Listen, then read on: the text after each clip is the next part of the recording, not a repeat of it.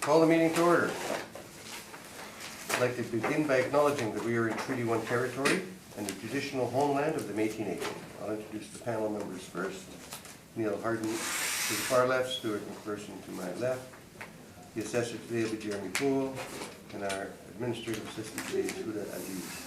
I'm Marcel Larondo, I'll be chairing. We'll be hearing applications for revision of the assessment roll in accordance with the Municipal Act. The matters for which revision is requested have been described in each application, and will limit the discussions to those matters.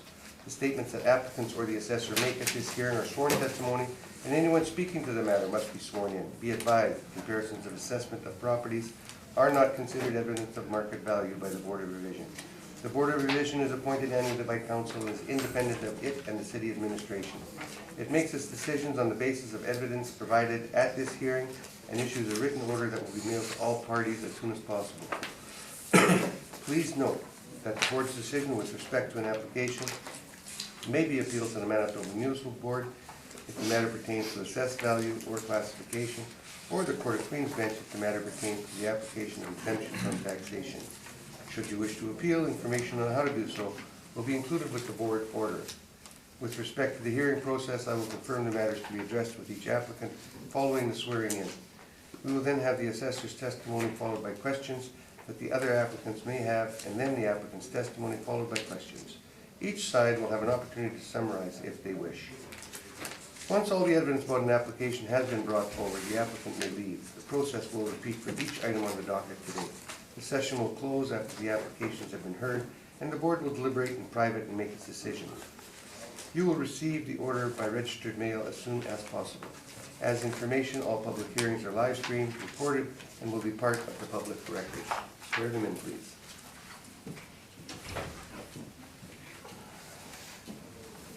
Would you like to affirm or swear in? Swear. Okay. Please state your full name. Jeremy Ryan. And do you swear the evidence you're about to present is the truth, the whole truth, and nothing but the truth, so help you God? Would you like to swear or affirm? Please state your full name. And you swear the evidence you're about to present is the truth, the whole truth, and nothing but the truth, so help you God? First property today will be 3965 Portage Avenue, unit number 60.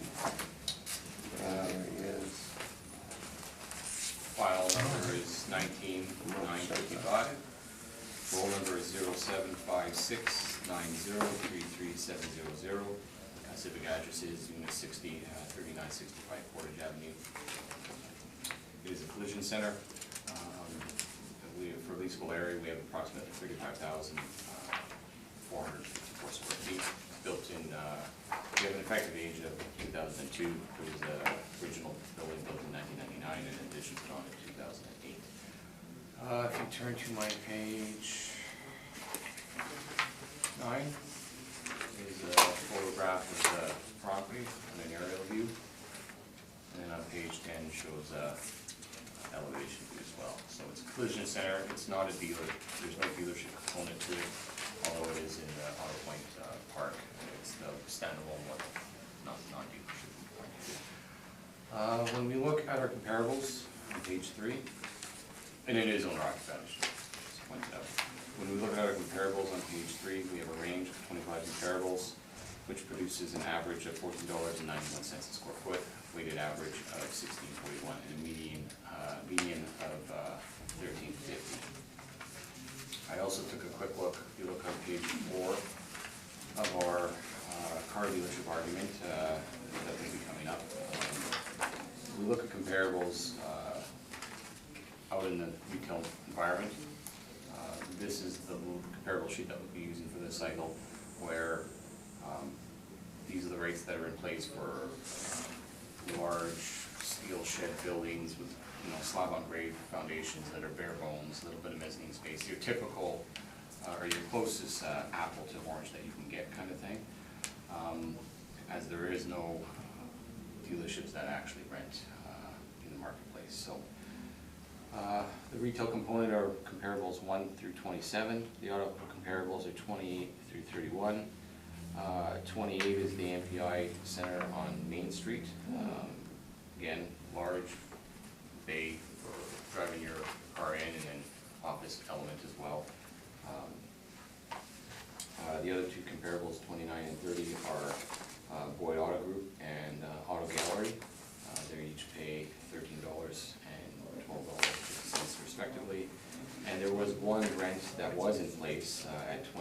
37 Pamela.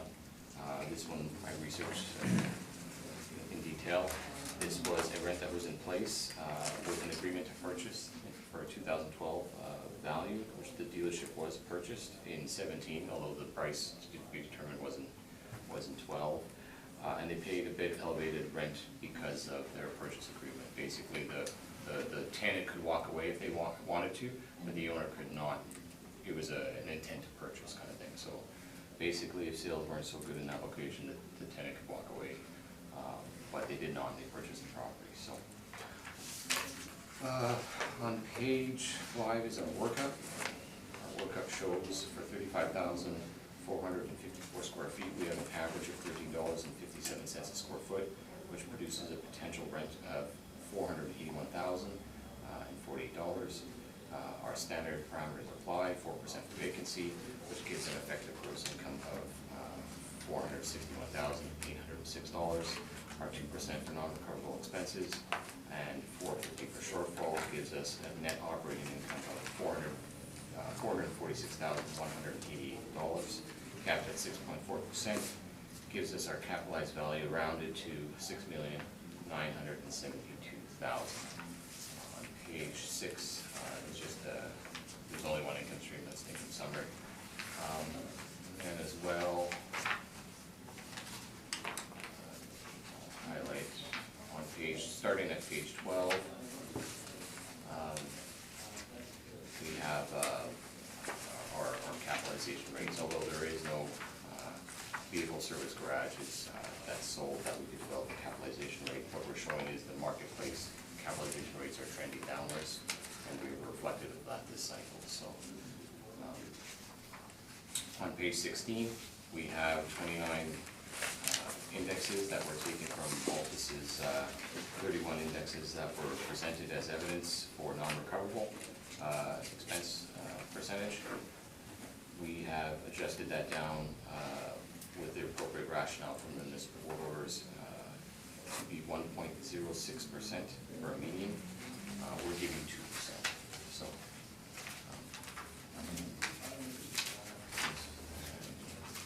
Last page we should go over is on page 11, which is the INE.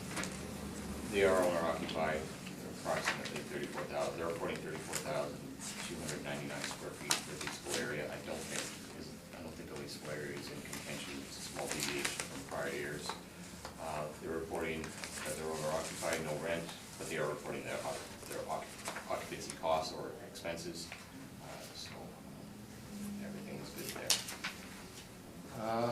With that, I think $6,973,000 is appropriate, and I'm open to questions. Questions, Trevor? Yes, just a few. I'm assuming that some of the information that's in the addenda, et cetera, will carry forward for the balance of the properties here. So if I ask questions once, it can be applicable to the other properties. So as you stated, there are no direct capitalization rates that have been developed on vehicle service garages in the Not for one of this size or magnitude. There have been a few that are sold. Typically, they're owner occupied when they sell. Generally owner occupied Generally. for the most part, right? Okay. Looking at, I'll just go through consecutively here, I guess. Looking at your page number 4 and the chart at the top, these are all retail box stores in retail power centers for the most part. Is that correct? Correct. They're standalone unless there's a couple of CRUs that make up one similar site building. So they're basically steel shell buildings, slab on grade construction. In a retail location. They would be zoned for such occupancy, right? Yeah. Okay. At the bottom of page 4 then, just looking at, so your middle two comps, I guess 29 and 30. We have Boyd and then Auto Gallery there, so they're in that $12.50, $13 range. They're 7 and 9,000 square feet. The subject is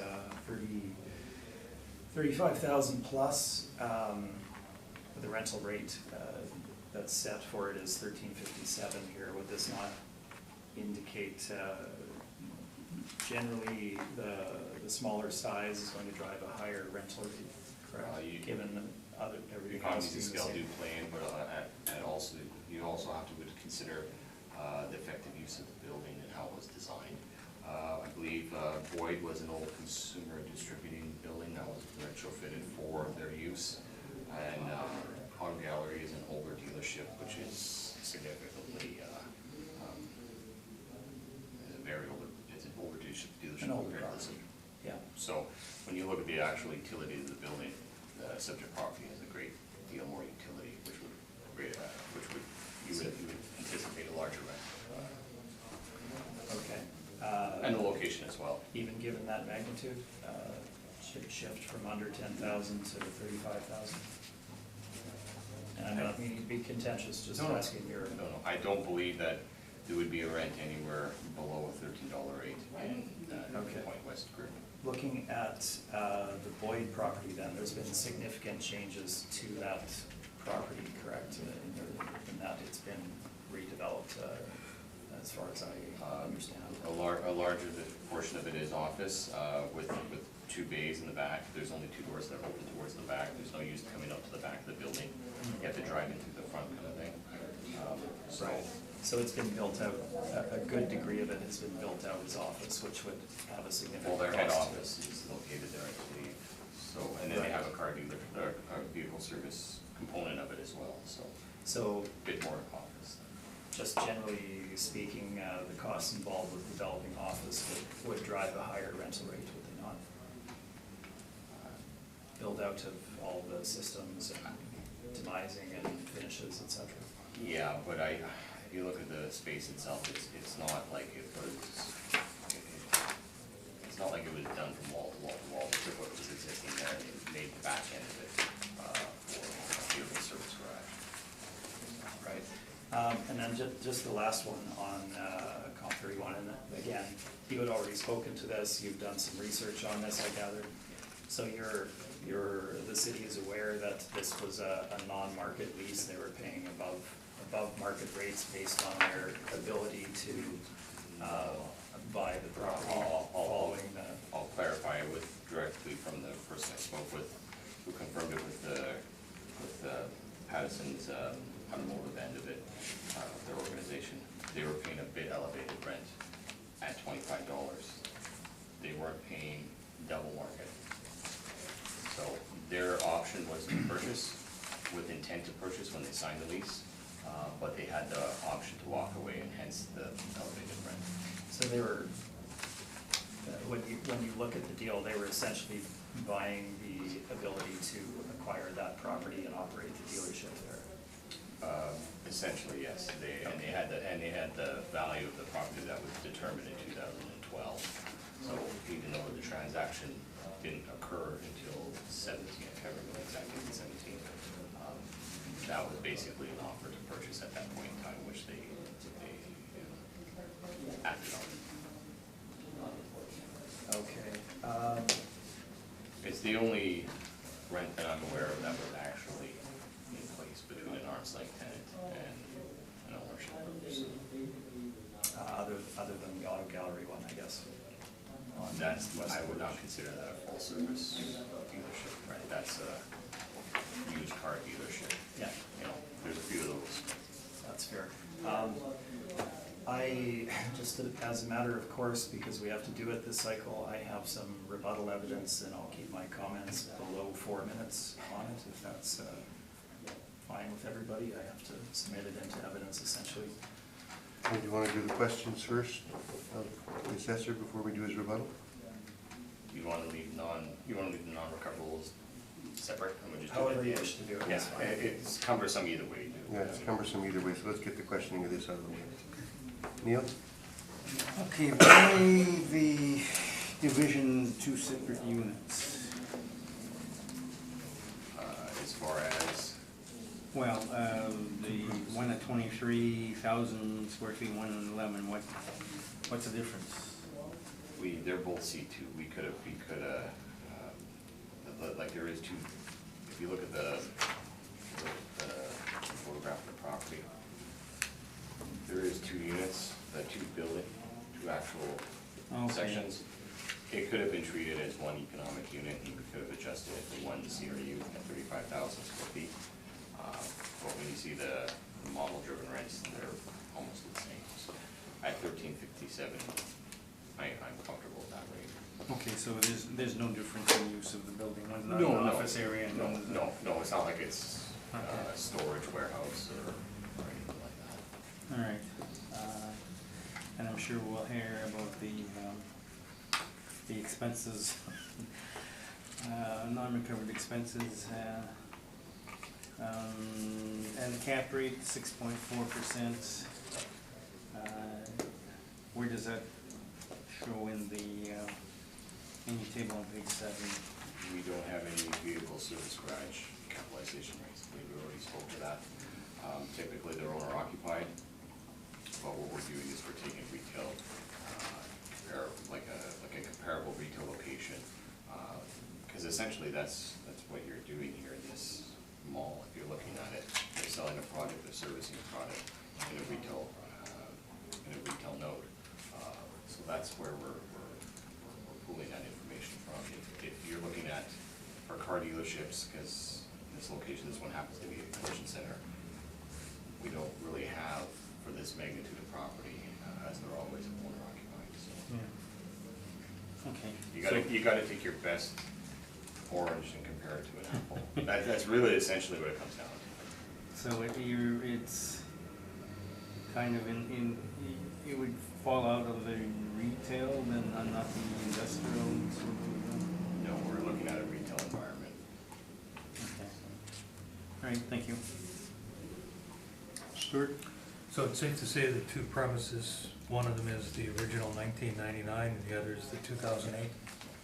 And you said it wouldn't have made any difference had you combined them, so the age Well, doesn't come into effect on applying a market rent? No, it would. What I'm saying is if I were to make this one CRU and then use the effective age, you would have had a bit of a differentiation between the 2 rents that are reported here, but it would have fell roughly in the same range. So it's not like we're having 2 separate different, it's close enough that they're not worth, I guess it's something the department could look at to put it as one CRU, but I didn't feel the need to change it for this. Okay. And have you inspected this property? I have not inspected this one. Has someone from the department inspected this in the recent years? I think Lindsay Moore, I went through all of them. Okay, I just wondered what the type of finish is. Is there a lot of office in this one, or is it all primarily service area, do you know? No, it's primarily the service area with a bit of store, well, the frontage, being office, customer oriented. Thanks, Mr. Chairman. This property, is it totally owned or is it a pad lease in that area? My understanding all of these are owner occupied, but there is some arrangement between Birchwood and whoever is being the property. I'm not sure the particulars on any individual. So there's a land lease on the property. I wouldn't be the best person. On his sheet it says leased land, so he's ticked it off anyway. Net lease on the land, right? On the bottom of page 11. At least Would that not be the land? 6 is retail. Check 6. That's He the doesn't leasable show area of the that. building. That's a leasable area. It's the same stuff. Of the building. The primary use code is under 6 retail, which is checked off, filled out by the owner.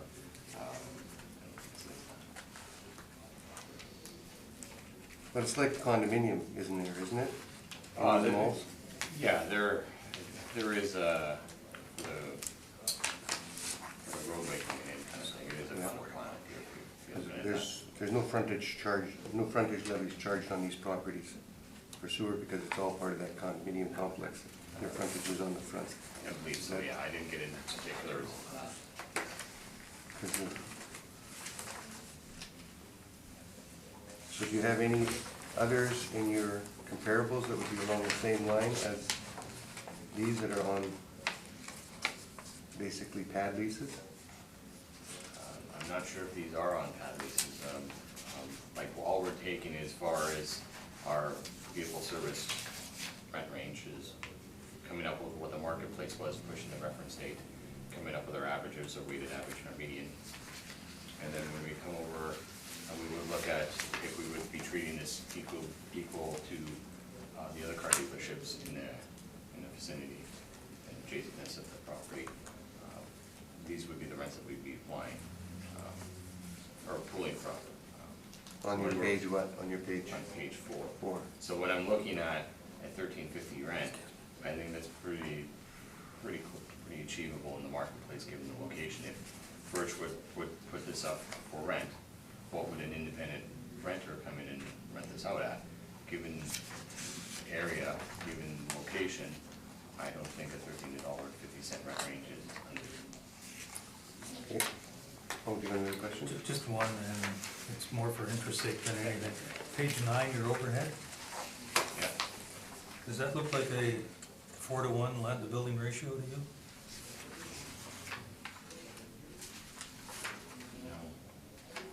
No.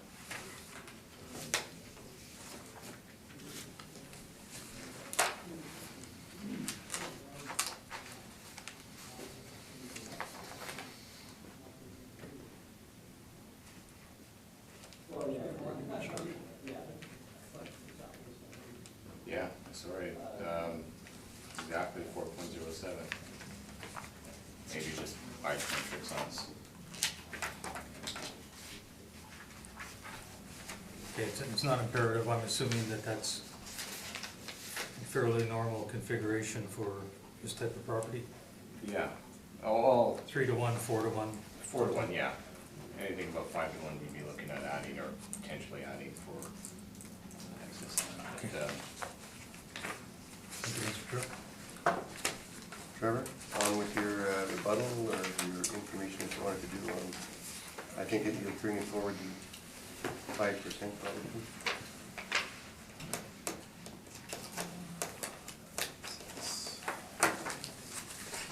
And this will carry forward to all the properties coming up after, right? You don't have to repeat that? So, I do not. Thank you.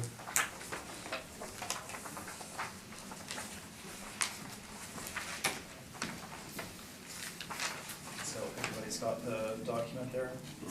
Okay, so this is, of course, in reference to the non-recoverable expenses as applied by City of Winnipeg for 2020. We've all seen this information and heard about it from you before, so I'm going to keep this quite brief. Essentially what the rebuttal document contains here is information from the province of Manitoba, information from the province of Saskatchewan, and information from the province of Ontario with regard to how they treat non-recoverable expenses in their valuation format. And then we have at the back of the brief decisions from the current 2020 cycle with regard to the inclusion, re-inclusion of the 5% non-recoverable expense allowance in addition to the 2%. So again, just very briefly, we all know that the city has adjusted their expense model in the valuation model to reduce the overall non-recoverables from 7% to 2%, essentially taking out what was referred to as a management expense and reducing it down to 2%. What I'm showing you here in the rebuttal evidence is that they're essentially taking themselves outside of the accepted practice, both within the province of Manitoba and in other jurisdictions in the province and does not coincide with decisions in the 2020 cycle. So the very first information there is with regard to a property I represented in Brandon. In this cycle, if you look at the page that's numbered 9 at the bottom, it's the third page in, you can see that the province applies a 5% management allowance in their expense recoveries, as well as a 2% other. So there's been no adjustment within the province of Manitoba for the current cycle. The information from both Saskatchewan and Ontario, I will leave you to read on your own. Essentially, it runs through the proper methodology of determining that operating income and points out that the expenses need to be accounted for. It provides a couple of examples, and in their examples, the allowance is considerably higher than what is allowed in 2020 by the city of Winnipeg. And then at the very back of the rebuttal document, and I have many more of these at this point that were not included in the rebuttal, are decisions from this cycle where the 5% non-recoverable was in contention, and the decision of the board was to re-include the non-recoverable allowance in the valuation for those properties. That's my rebuttal. Thank you. Jeremy, questions to his rebuttal? A little shorter than I expected. But no, I think this has been covered multiple times. And I think the panel has collectively heard pretty much every kind of argument we can make on it. So at this point, I'll just pick it up on. Stuart, do you have any questions? Neil? No questions. Good. On with your presentation, please. Yes, thank you. So we are dealing with Unit 60, 3965 Portage Avenue. This is the Birchwood Automotive Collision Center located in the Point West Auto Park. You can see an aerial of it on the front cover there. Very significant structure. The office portion for the building, if you look at the front cover there, it's that very little square. That's essentially the amount of office space that's located in that facility. So it's vehicle service center for the remainder of the property. With regard to the division of the property into two different sizes, that would be based on the construction date, I imagine.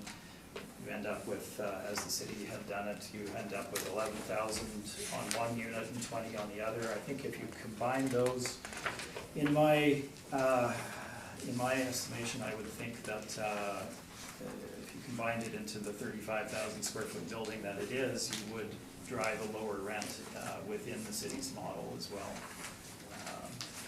Now, looking at the subject property, there's a fair bit of detail to go through here. I'll try and be as efficient as I can. Let's begin by looking at my page number 1. At the top of our chart there, legal description, you can see that this is a condominium plan for the Point West Auto Park.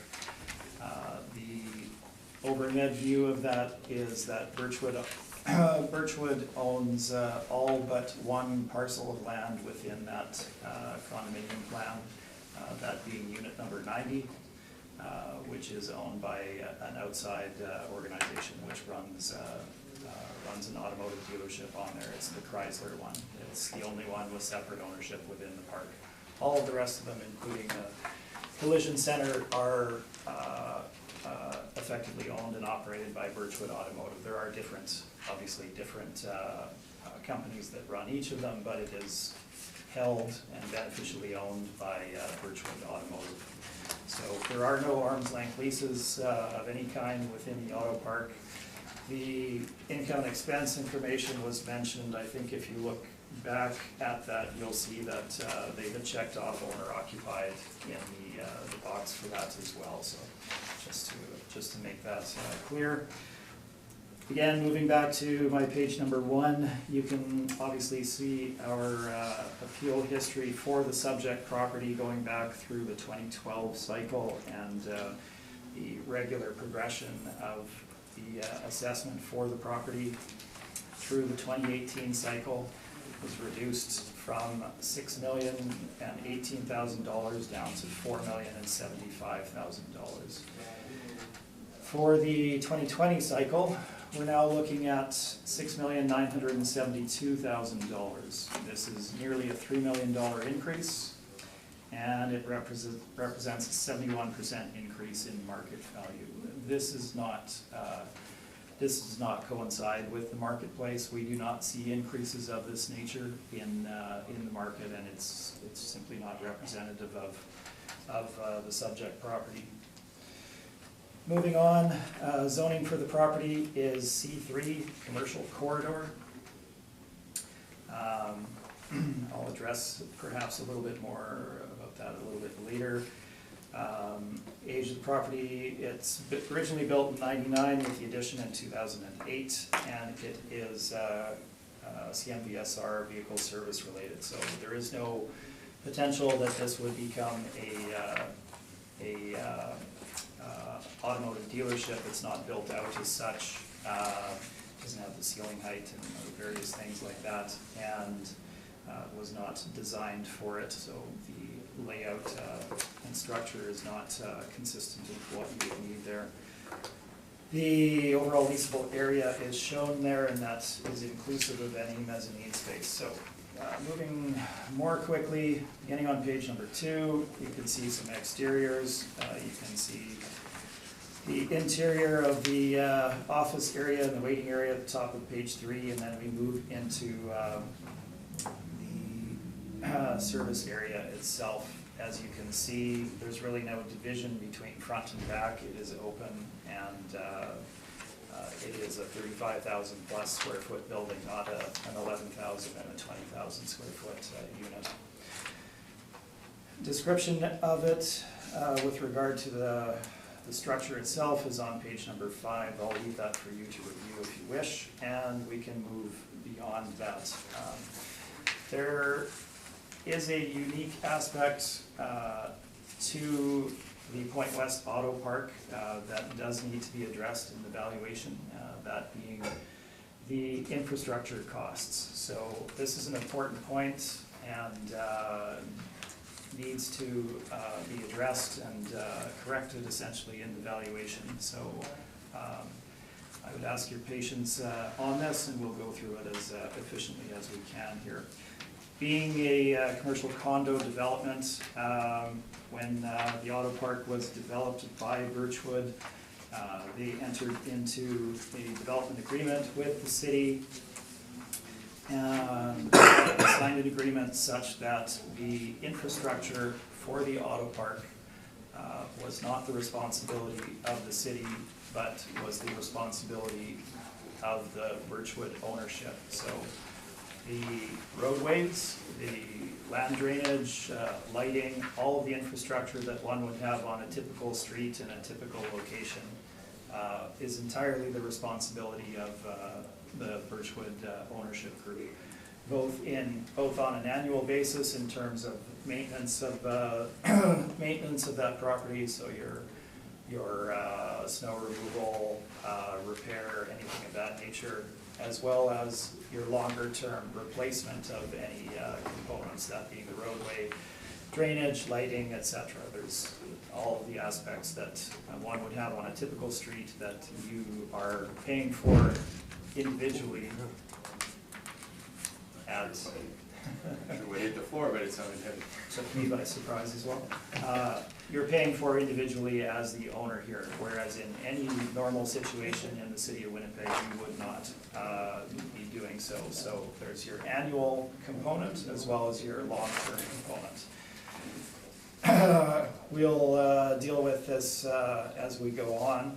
There was material that I had acquired and presented when we did Unit 35, which is the office building, which was intended to be included with this document as well. I see that it's not in the addenda, so I'm simply going to read it to you.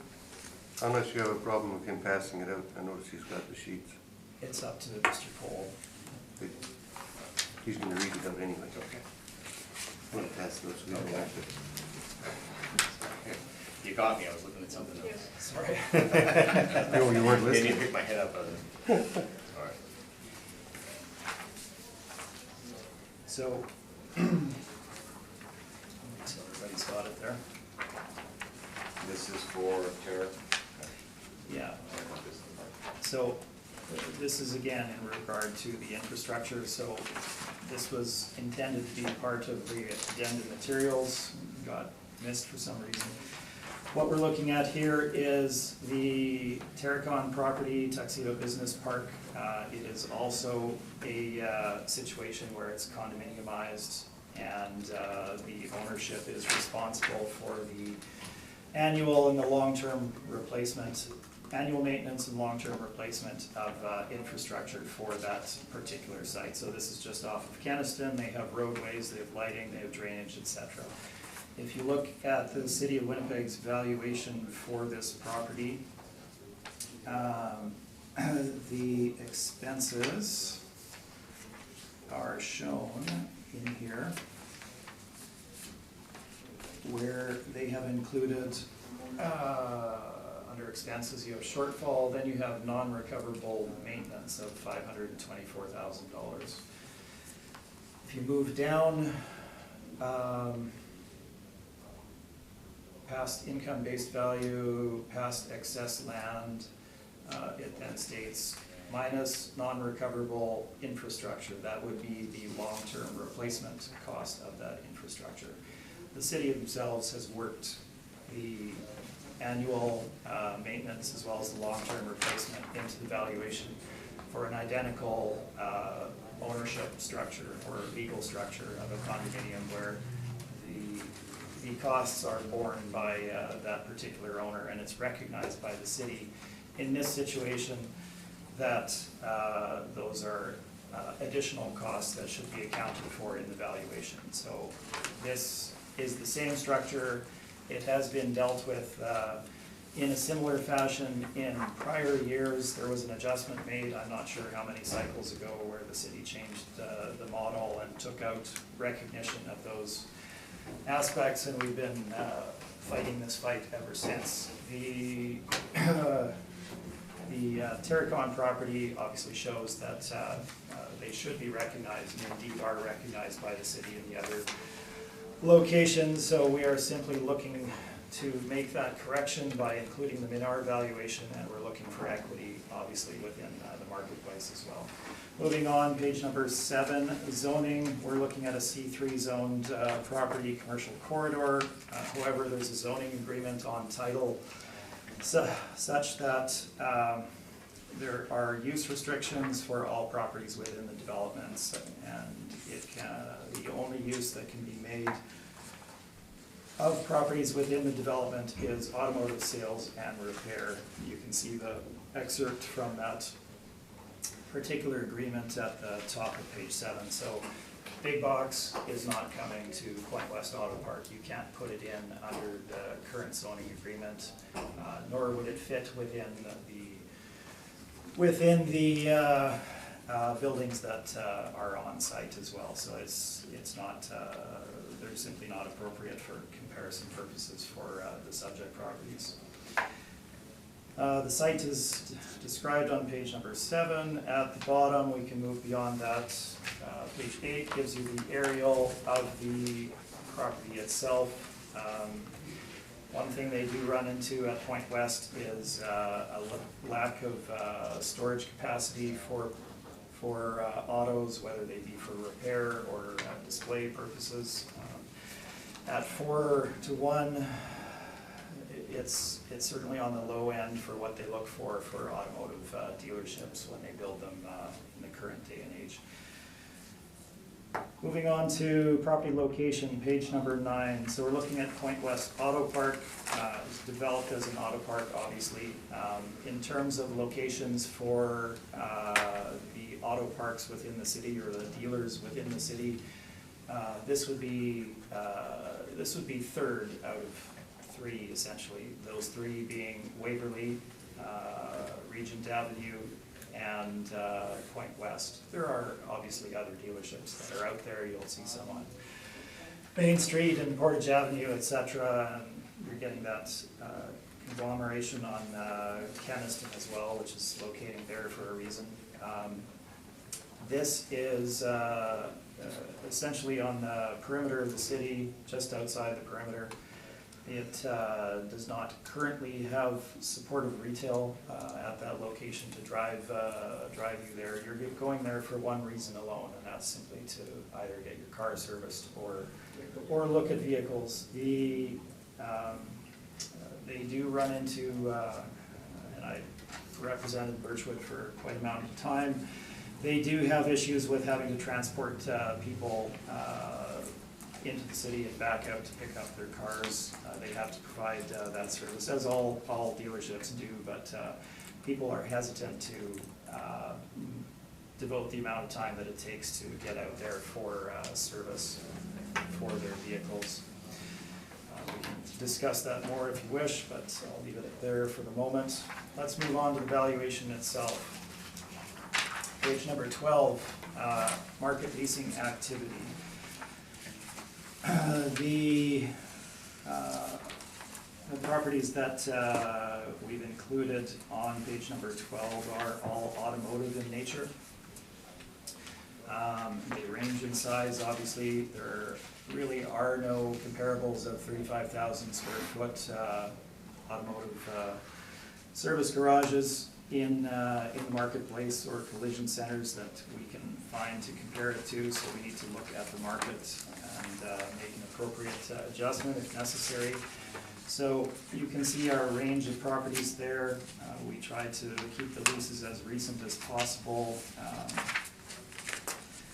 They range from auto repair, some service type places such as tires, auto guard, collision centers. There's obviously a range within there. I would draw your attention to the 231 Oak Point lease done in 2017 at $7 a square foot. This is a used auto dealer that has gone into former Harley-Davidson dealership on Oak Point Highway, so also peripheral to the city out on that Oak Point location. It's in that 15,000 square foot range, so roughly half the size of the subject property itself. We can discuss the detail with regard to these if you wish.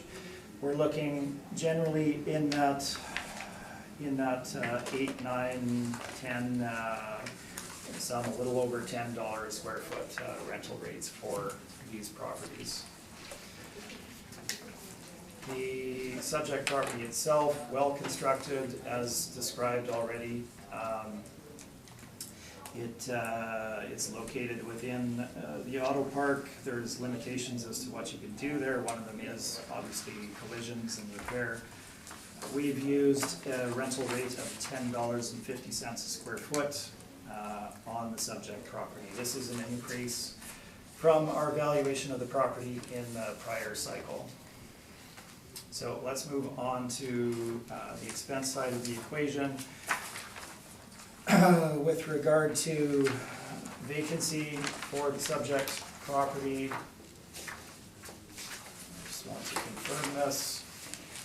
So there's two methods of approaching vacancy when you have an owner-occupied property such as this. Essentially, you can apply a standard market vacancy and not make any adjustment to the capitalization rate, or you can apply no vacancy to the property and make an adjustment with regard to the capitalization rate. So let's just look at the reasons for that on page 14. In looking at this property, significant size, 35,000 square feet, and keep in mind we're not valuing the Birchwood Automotive Group. We're valuing the retail here, so it doesn't matter who the occupant is, whether they're a tenant or owner occupier. The building building was designed for single use, automotive repair. There'd be considerable investment in capital to convert it for any other use. So it's essentially limited to what it is. Also, obviously under the zoning agreement, it has to remain such. It is designed as a single occupant building, as a collision repair center, special use building. The market for automotive buildings is again simply automotive sales and repair, and it would be challenging to find one of that size where they would not be developing their own property or already in existence. There's very, very few of that size and nature out there. In looking at our valuation, we've applied no vacancy to the property for these reasons, and we've addressed the increased vacancy risk within the selection of the capitalization rate. So again, very large single occupant building. If things were to change in the marketplace and were to become vacant, it's not a portion vacant, it's entirely vacant, and it's vacant for a considerable length of time. That needs to be addressed in the cap rate. Expense allowance, you gentlemen have already heard this. I'm not going to run through my text here in any great detail, aside from pointing out we have the detail with regard to the theory from the Appraisal Institute of Canada as to how the non-recoverable operating expenses are to be treated. We've included the material with regard to what categories of expenses for non-recoverable expenses should be included in the analysis. You can see those listed on page 15. And we've done a 3-year historical review of non-recoverable expenses as shown on page number 15 between 2016 and 2018, illustrating that non-recoverable expenses are actually considerably higher than the 5% that was previously allowed by the City of Winnipeg. Our number of properties are given in the right-hand column there, a significant number, and we had full detail on all of these properties. So we're simply asking for a reinstatement of the 5% non-recoverable. We're not at this time asking for any increase to that number. The shortfall for the subject we have included at $4.50.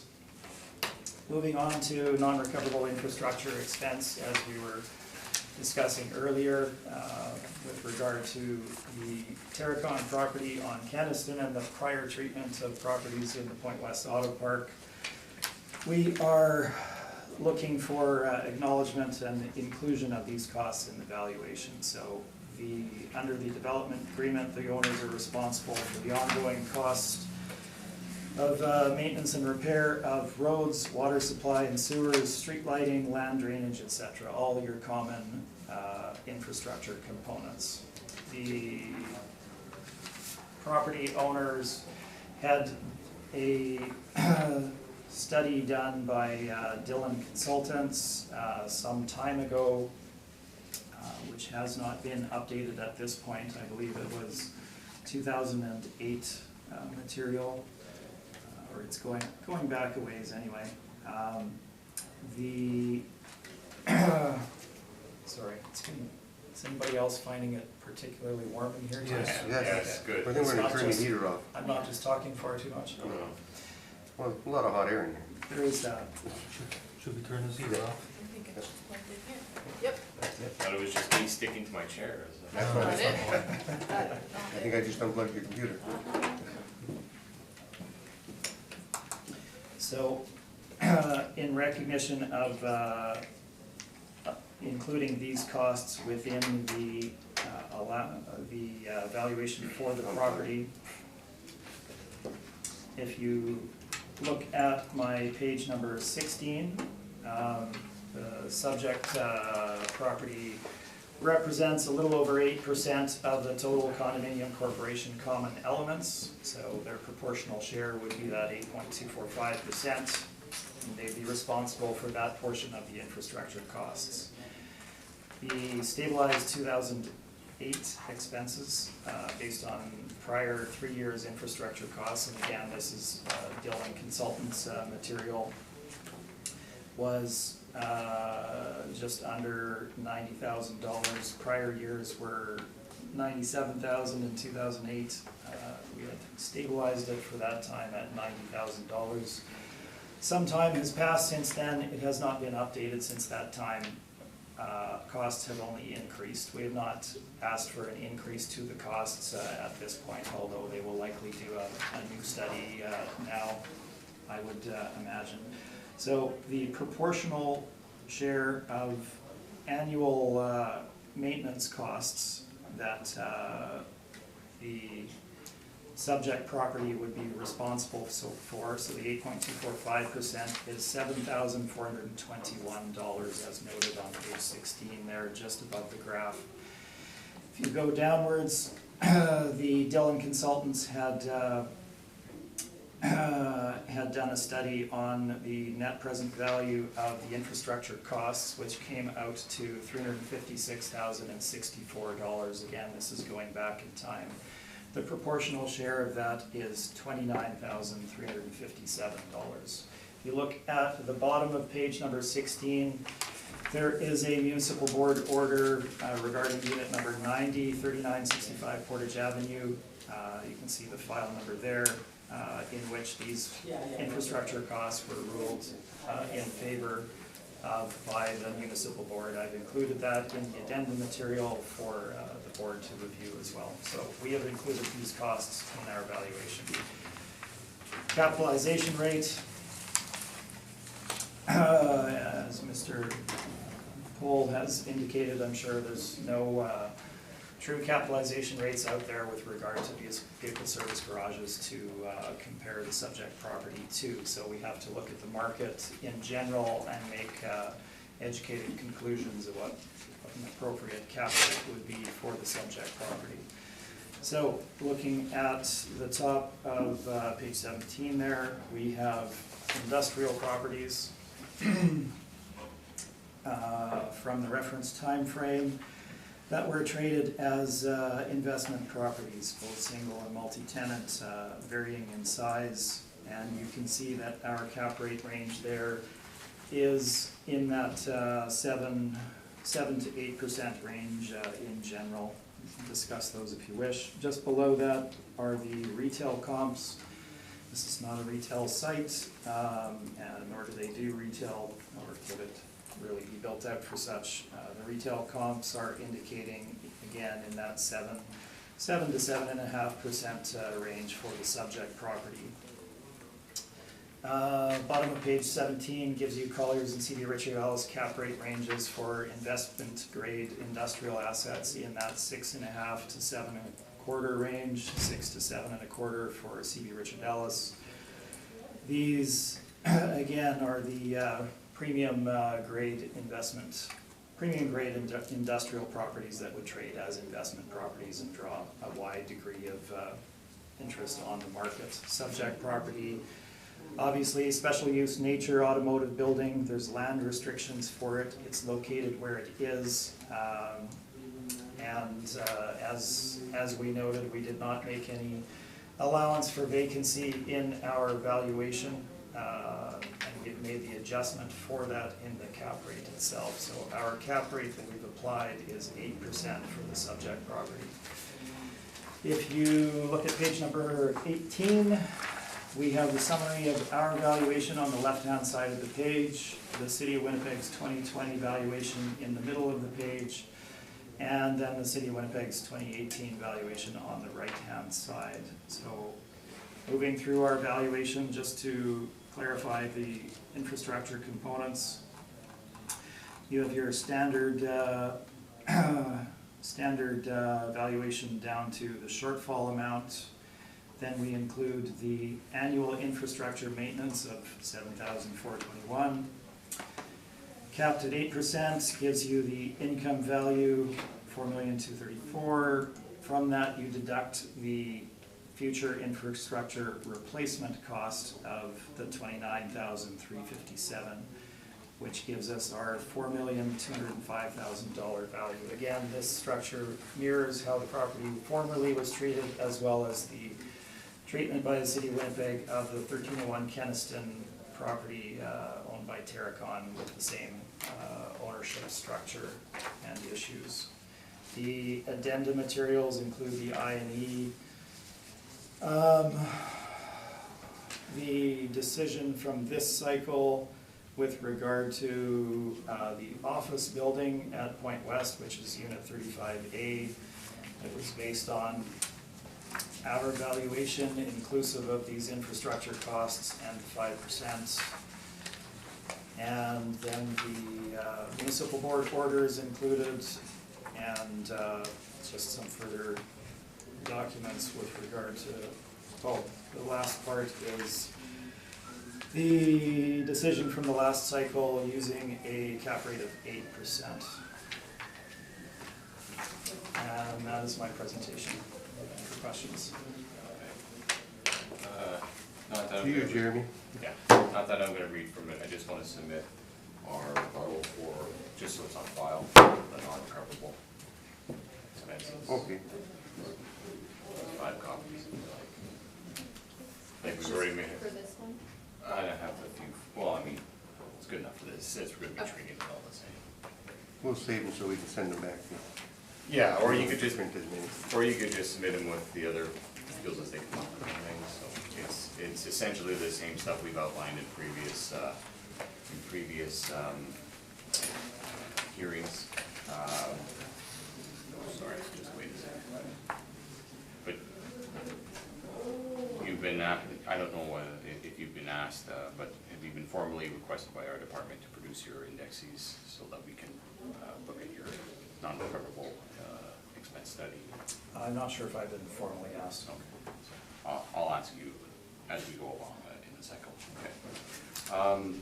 There's only been one agency that has produced their index list, and we were able to identify 29 of those, and summate them down to be with their proper assessment rate rationale to be a little bit above 1% for non-recoverable expenses. So we've all heard that. I'll just address it now and we'll kind of move forward. But I got a few questions here regarding. Can I just quickly ask one question on that rebuttal, if that was the rebuttal, right? Yeah. Just one question. So the, in going through that, that other agency's properties, you adjusted based on what the city defines as what expenses should be included, right? That's Through the rationale of the municipal board orders that we have, we take out the leasing. But commission, yeah. that's what you've done to come up with the 1%? Correct. Okay, thank you. Getting back to this, we have a couple outstanding appeals for Unit 90 from 18 and 19 of the dealership, although this is the one standalone collision center within the group.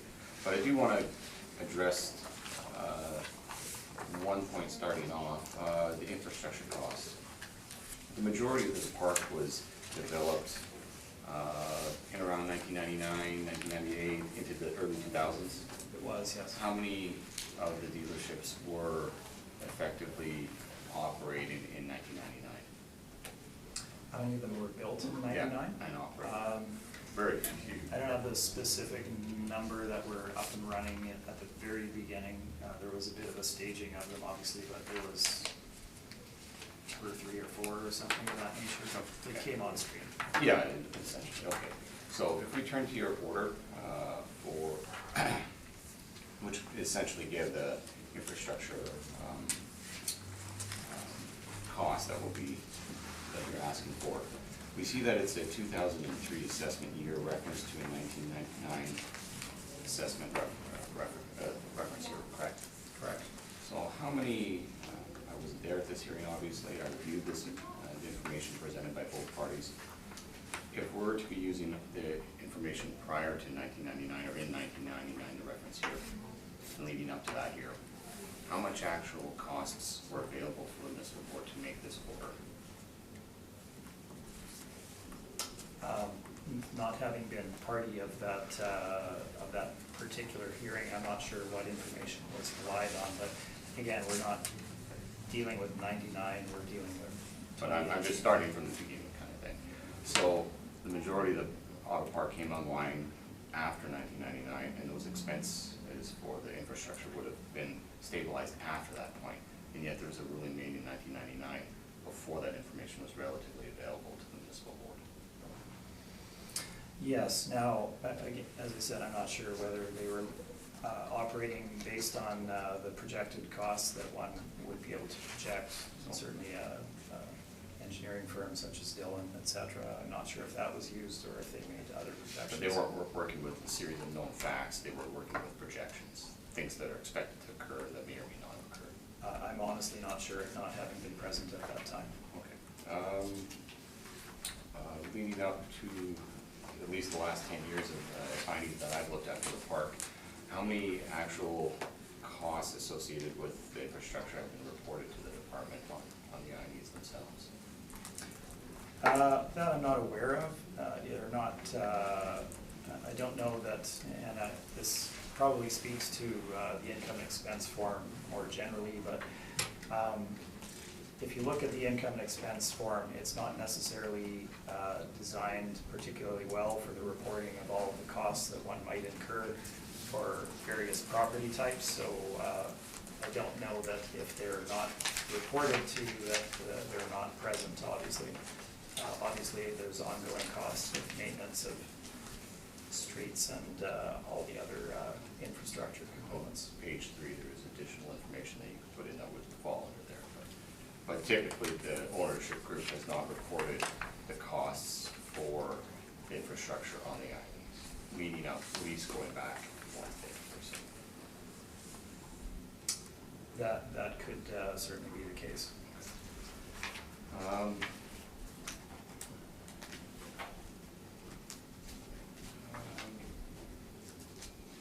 Notice you did not put any vacancy in. You're choosing to address in the cap rate the vacancy issue. Are you saying that you're agreeing with 4% or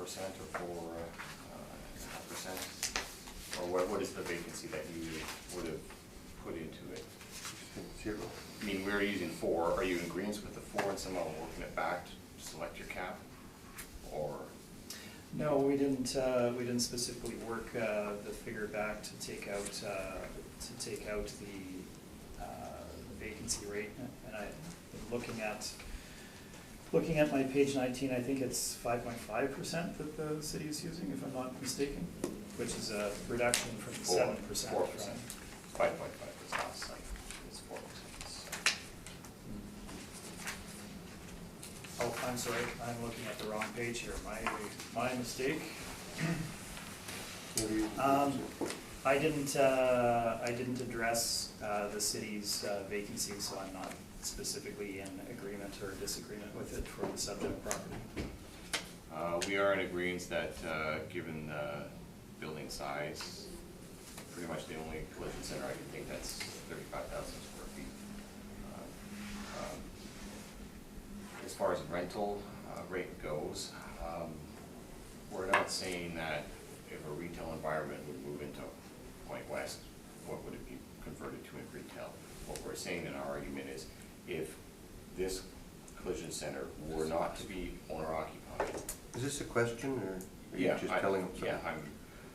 Yeah, I'm asking is if they weren't owner occupied here and they moved out into the Winnipeg retail market in a retail environment, what rental rate would they be able to achieve that would be below the $13 level line for a steel frame building of similar utility, similar design, similar construction? Well, and that's kind of the point, is that you have to address all of the issues surrounding property and coming up with the appropriate rental rate and all the other components. So we have a property that has use restrictions in the location that it is and is the size that it is, so it's not moving anywhere. It's not that it's not the owner occupied nature of it that is being addressed there.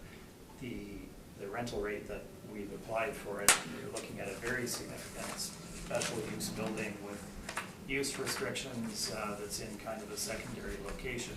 I think 1050 is certainly appropriate based on The rental rate evidence that we supplied, all of which are considerably smaller than the subject and generally located on main thoroughfares.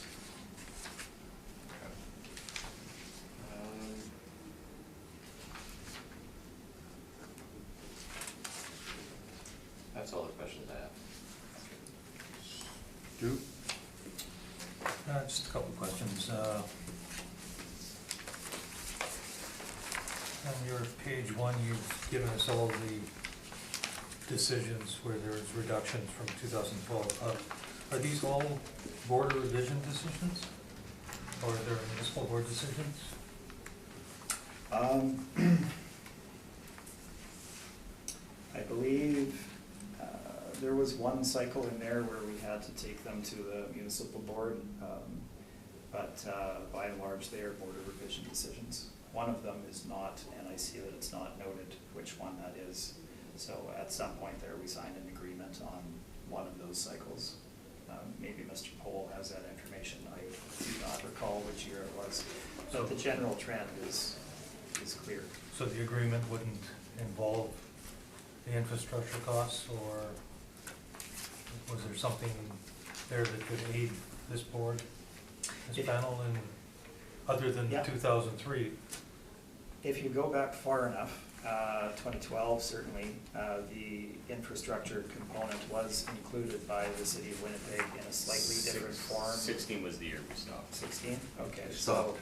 everything prior to 16 would include the infrastructure annual maintenance as well as the replacement cost.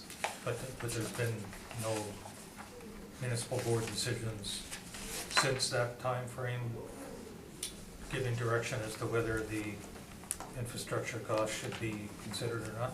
Not since that time frame, no. Just, there's only been the one from the auto park, and that's the one that's in evidence today. And page 18, your future infrastructure cost, am I correct in saying that that was just the percentage of their common area, I guess 8.3 or whatever it was? That's the percentage of the total that was calculated or estimated in 2008? That's right. The study that was done by Dillon Consultants for Birchwood for the whole auto park, what would the net present value of their additional infrastructure be? So they came up with that valuation based on their professional knowledge, $356,000, and that proportional share of that for the subject property is that $29,357. Now that's going back in time. Costs obviously rise over time. It's probably underestimating it in today's day and age, but we don't have a new study on which to base that value at this time. And was any of that amortized over a time period? Do you know? There would be an amortization in there in arriving at the net present value of it, yes. But you're not sure what those... I don't have that figure for you, but I can assure you they were just addressing the existing infrastructure, and it would be based on the appropriate parameters at that time. Okay, and then you showed the City of Winnipeg 2018 valuation, but that was the original, and it was reduced to $4,075,000, is that correct? That is correct, yes. So this really doesn't provide us with any guidance? Well, the guidance that I guess I'm looking at there is that you're seeing an increase in rental rate as well as a decrease in cap rate that we're not simply seeing as appropriate in the marketplace. That's Okay. why it's provided. Okay, and now that we're talking about cap rate, you said you decided to address it in the vacancy issue with your cap rate rather than apply a vacancy because it's owner occupied. What type of premium are you applying for that? It's not a specific, 0.25, 0.5. What we're looking at is the package as a whole, so you have to address all of the issues surrounding the property. It's in a secondary location. It's a special use. It is much larger than the market normally sees. So with regard to vacancy, there'd obviously be a premium to be applied there. Looking at cap rates themselves, we don't have vehicle service garages either of a small or a large nature to rely on, or dealerships either to come up with guidance on that matter. So we need to look at the general investment market. So we've looked at both investment, or rather industrial, and the retail marketplaces for some well-located, well-capitalized, well-tenanted properties bought by sophisticated investors. And they're generally in that 7 to 7.5% range itself. So we've applied a premium to the top end of that range for those reasons, looking at where the property is located, use restrictions, size, owner, special use, etc. It was decided again at an 8% cap rate in the last cycle without taking out the vacancy allowance. In this cycle, we have adjusted it to remove the vacancy allowance, and the cap rate of 8% is certainly appropriate in that, looking at it in that lens as well. Thank you, Mr. Chair.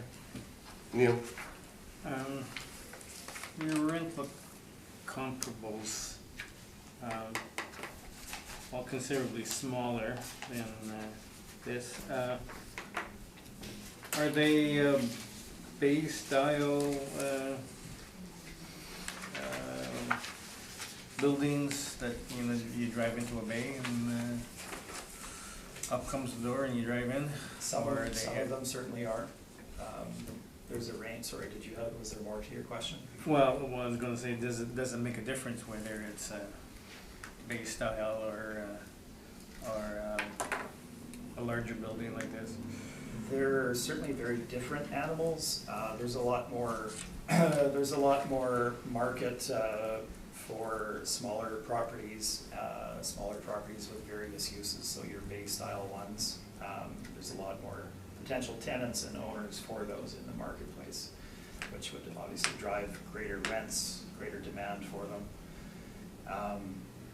I've noted, I think, either the use or the tenant in those. So some of them you can get a sense. Fountain Tires, obviously bay. Auto Service on Scurfield is a smaller property with several bays. Absolute Auto Guard, so they do the rust proofing, etc. South Glen Motors and Collision has bays, as well as a small office and sales area. Fountain Tire bays, we can run through them. The two on Osborne, or 747 Osborne and 208 St. Anne's, have bays, regular service station type of setup. We can go on, but there's a range, I guess, is how we put it. Okay, I guess the difficulty seems to be that these large collision centers and those goat chases going that way out in McPhillips nowadays, they're a different creature.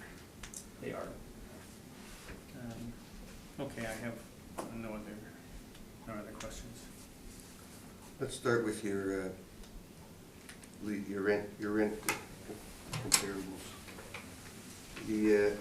How many of them were built to accommodate specifically as a body shop?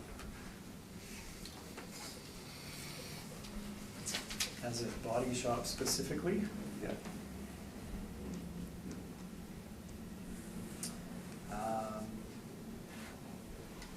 That's a good question. The majority of them would be your service and repair type centers, where you have a couple of bays, 2 or 3 or 4 bays with the office section. So they would be designed for the most part in that manner. The one on Oak Point was a motorcycle dealership. 231 Oak Point, 3570 Portage was a collision center specifically.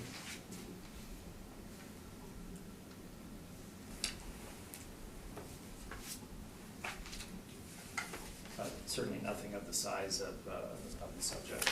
Land plan area on these buildings, you know what they were? The land plan area? I'm afraid I didn't include that information. Generally, relatively small buildings on, your frontage on Osborne. Relatively small lots. Fairly small lots. And then you've got, even the one 2479 with Pembina, that's the Boyd building there. Mm-hmm. That building dates back to the 1950s, part of it. Yes. And older. The building itself is older. They've done some updating to the Boyd part, but it is an older building. There's been significant development on the site with Tim's and various other things. Yeah. Do you not think that, you seem to be saying that it's not a superior site to have an auto mall? You think these are better locations for body shops than having that in a body shop at an auto mall? Well, so there's I guess two lenses to look at that, right? You have all of your dealerships, so you do have them where they're trying to refer their people to go and use you, but then if you are a standard Winnipeg resident like me and you live in St. Paul and you have to travel all the way out to Point West Auto Park to get your vehicle serviced, you may choose an easier location to get to, particularly given that most of them give you rides back and forth to work these days.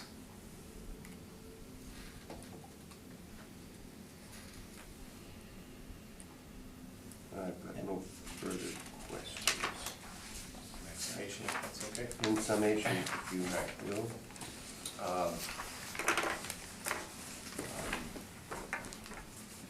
Full disclosure, these type of properties are relatively difficult to value, given the fact that they're almost always owner occupied. We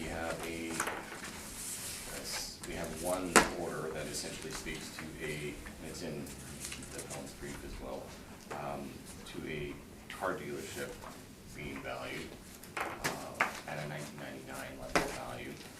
The infrastructure cost couldn't have been known prior to that because the site was just generally coming up online. And most of those, that order speaks to specific leases in place for other car dealerships. We don't have that marketplace. I'm not sure if that ever did exist back then. Given the fact that how these always seem to turn out to be owner occupied. Given the current market, I'm not sure if this order is relevant anymore. The city assessor has appealed Unit 90, which was the starting point of this, the one sole appeal that was done, to be appealed for 18 and 19. So we're looking to revisit that coming up, whenever that can be revisited at the municipal board to get some more clarity on it.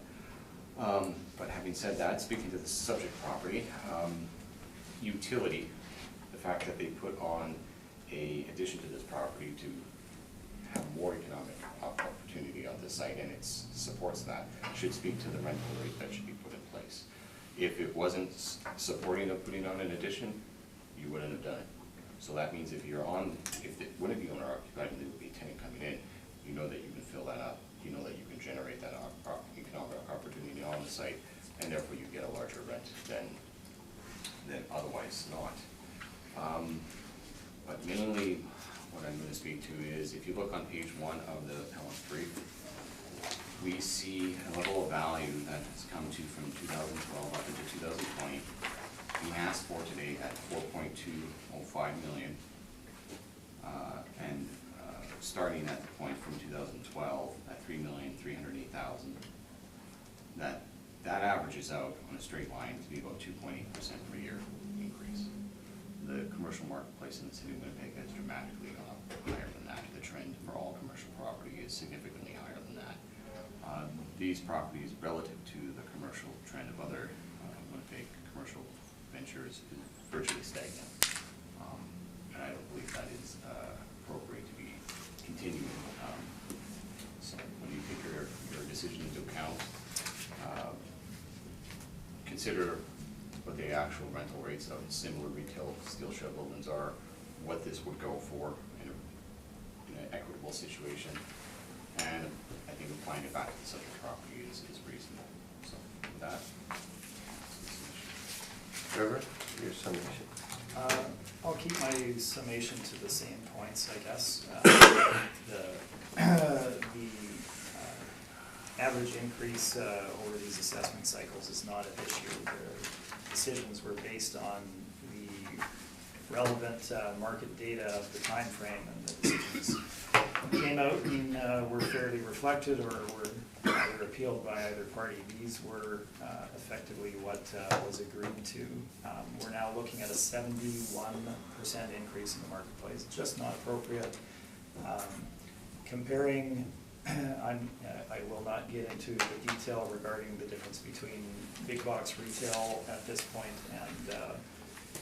and automotive dealerships or service garages, etc., other than to say you're looking at a dramatically different economic model, floor space, amount of revenue generated per square foot, etc., significantly different, as well as the locations. The rental rates for properties do not increase as the size more than doubles. We're simply not going to see a market, if this were a market property, if it were on the marketplace, you're not going to see rents in that retail range for something such as this on the marketplace. It is where it is with the restrictions it has, with the additional costs that it has, etc. Looking at the decision, this is a very clear issue. We don't need to take up much time. It's not what the costs were in 1999. It's the theory behind the decision that we're looking at, and that's what is addressed in the municipal board decision that both the city and ourselves have referred to. It's the theory of why those costs should be accounted for in the valuation, and were subsequently utilized by the city in their valuation. And in a separate circumstance are allowed for by the city in a very virtually identical situation.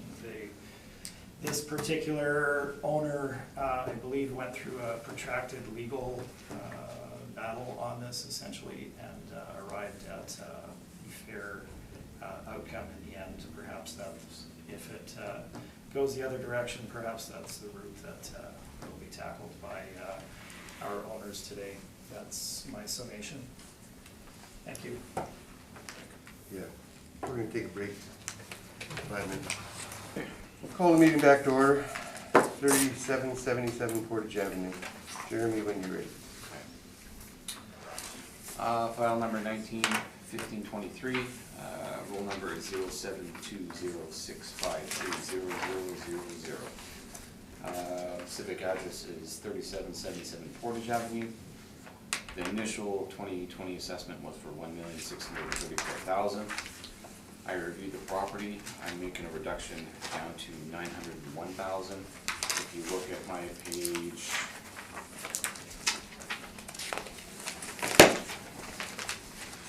8, particularly the bottom picture, right hand corner, there's 2 bays there.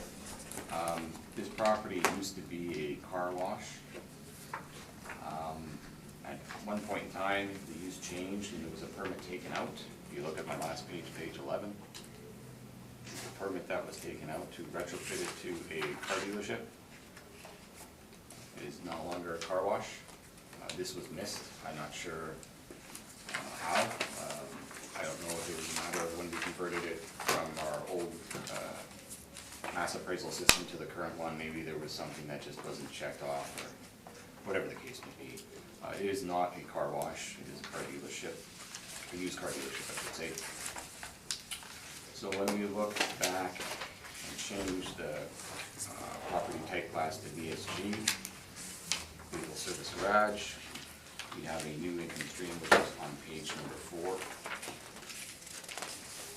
Page number 4, and I'll go into the income stream now. All models driven. It's for $4,000 561 square feet at $12.90, produces a potential rent of $58,837. With our standard parameters applied at 4%, gives us an effective,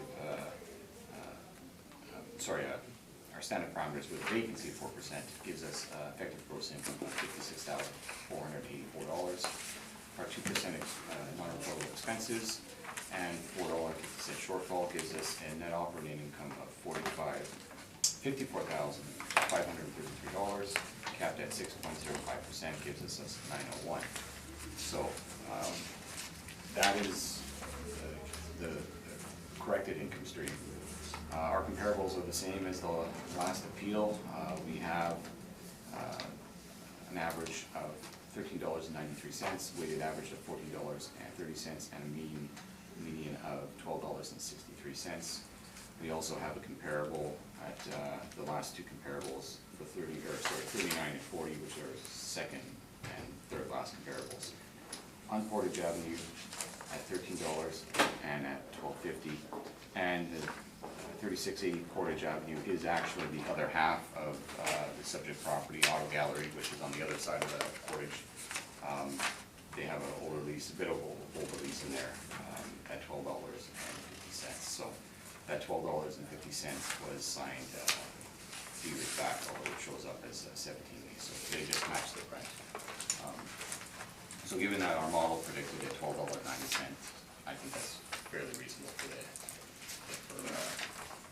rent applied. So with that, we will go over the INE. The INE shows it's partially owner occupied, with Auto Gallery occupying some of the property. Aside from that, I don't have any questions. Trevor? I have no questions. Stu? I have no questions. Neil? No questions either. None. Are you okay with the 901? Not You think entirely, about but it. Think about it. I'm going to adjust my, my valuation Or as you're well. going to adjust that a little Come more? closer. So, 3777 Portage Avenue, as noted, was a converted car wash. Its leasable area is 4,561. It's used as a used car dealership. You can see the photos of it on my first pages there, running through page number 4. So pretty straightforward. The site is shown on page number 5 with the exterior space, and the location on page number 6. So it fronts right on Portage Avenue. Quite relatively small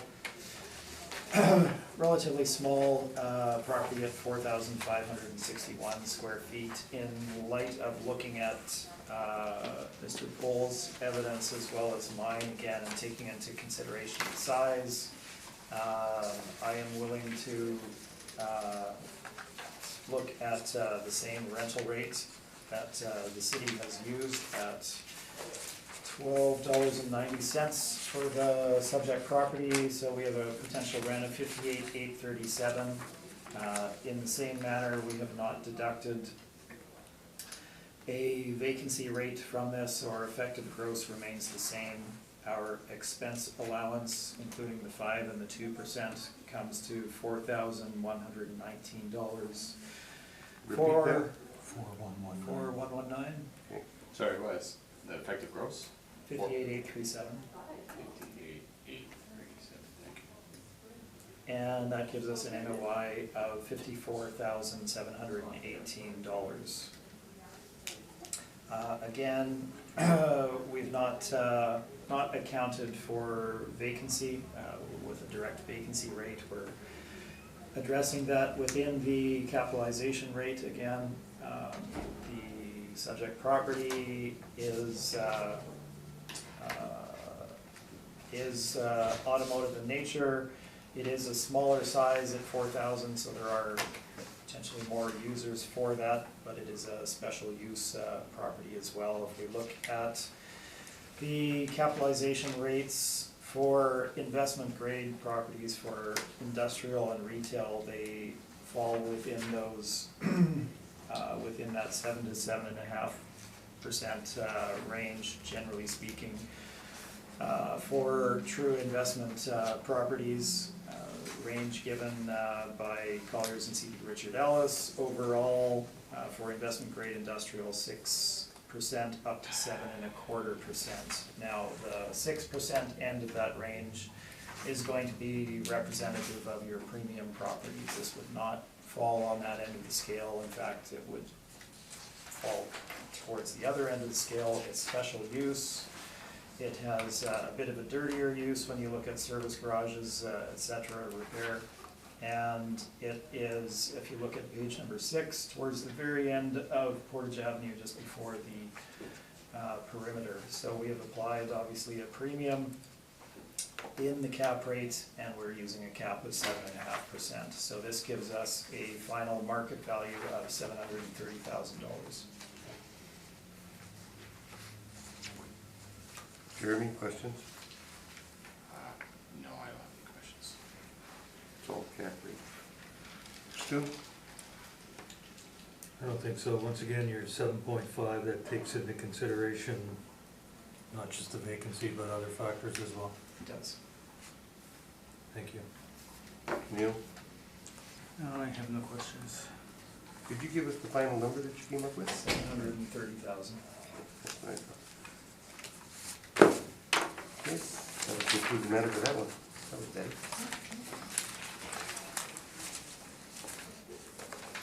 Just a quick note, we have 3 properties that are side by side, the Springfields.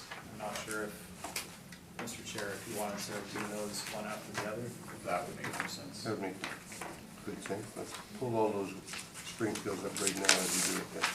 It's number 7 and number 8 and 3. 3, 7, and 8 then? Yeah. 3, 7, 8.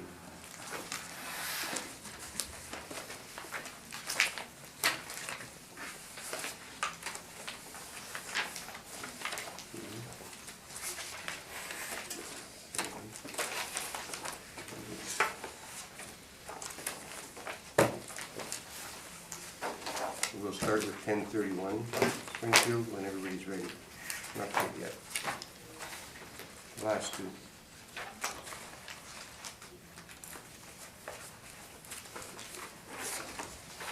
Now we're gonna have all the papers mixed up, eh?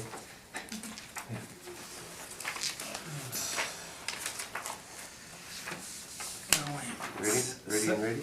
Semi-organized. Okay, Okay. give me 1 second, please. No problem. Committee, you're ready now, Jeremy, because we're done.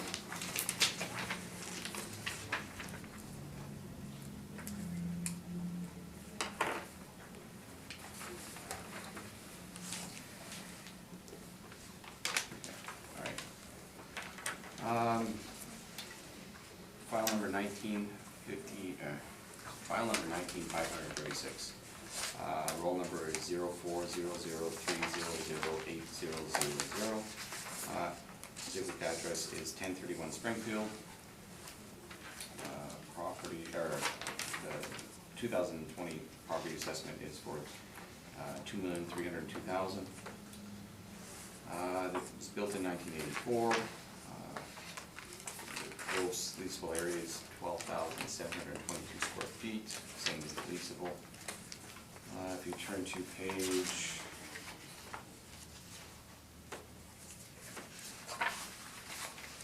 8 is the property.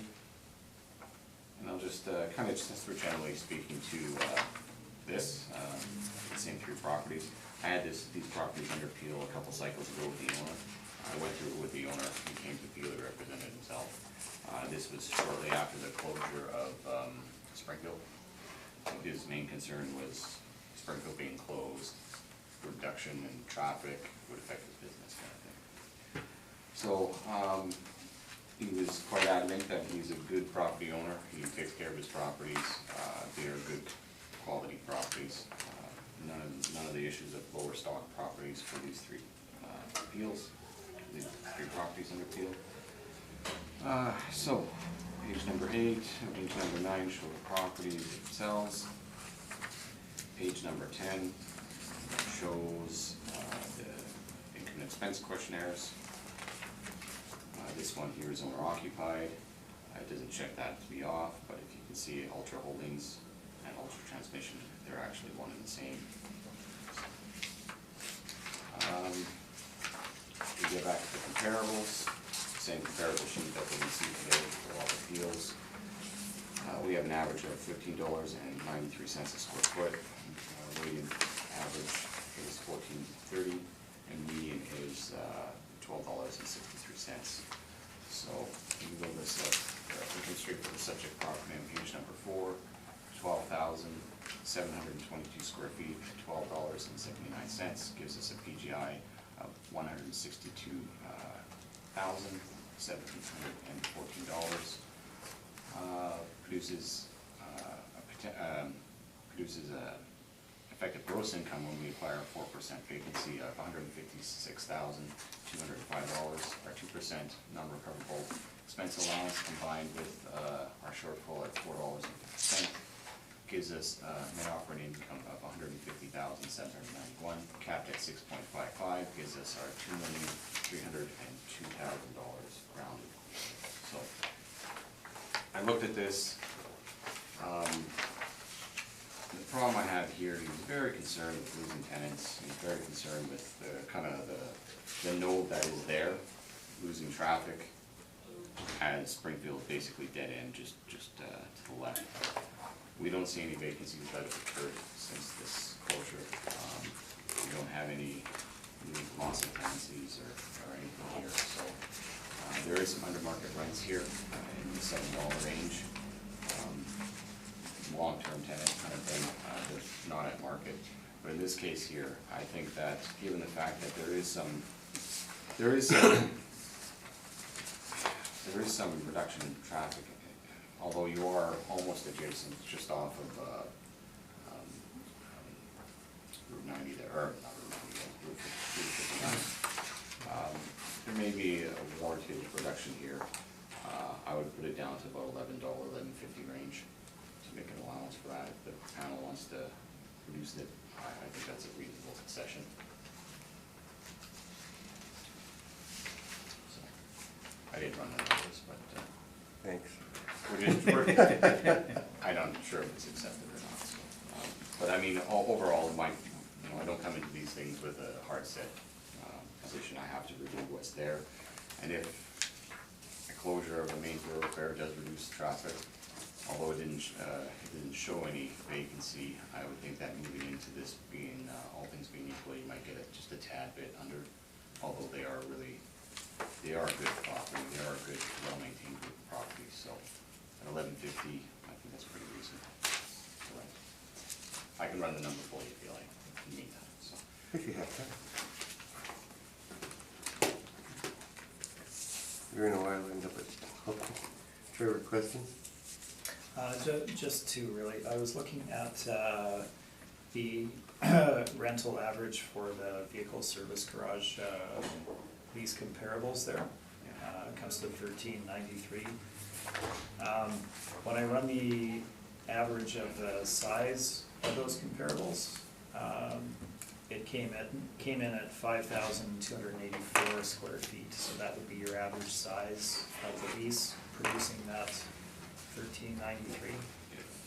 If you're doing it on our series median size, based on that square footage that's on the chart there. okay.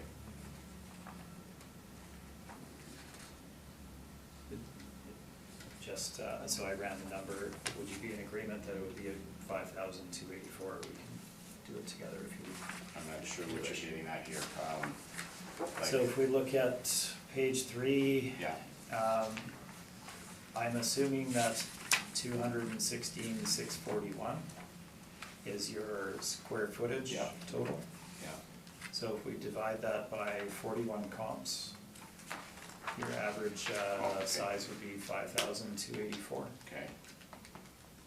Okay, I'd take a number at it, sure.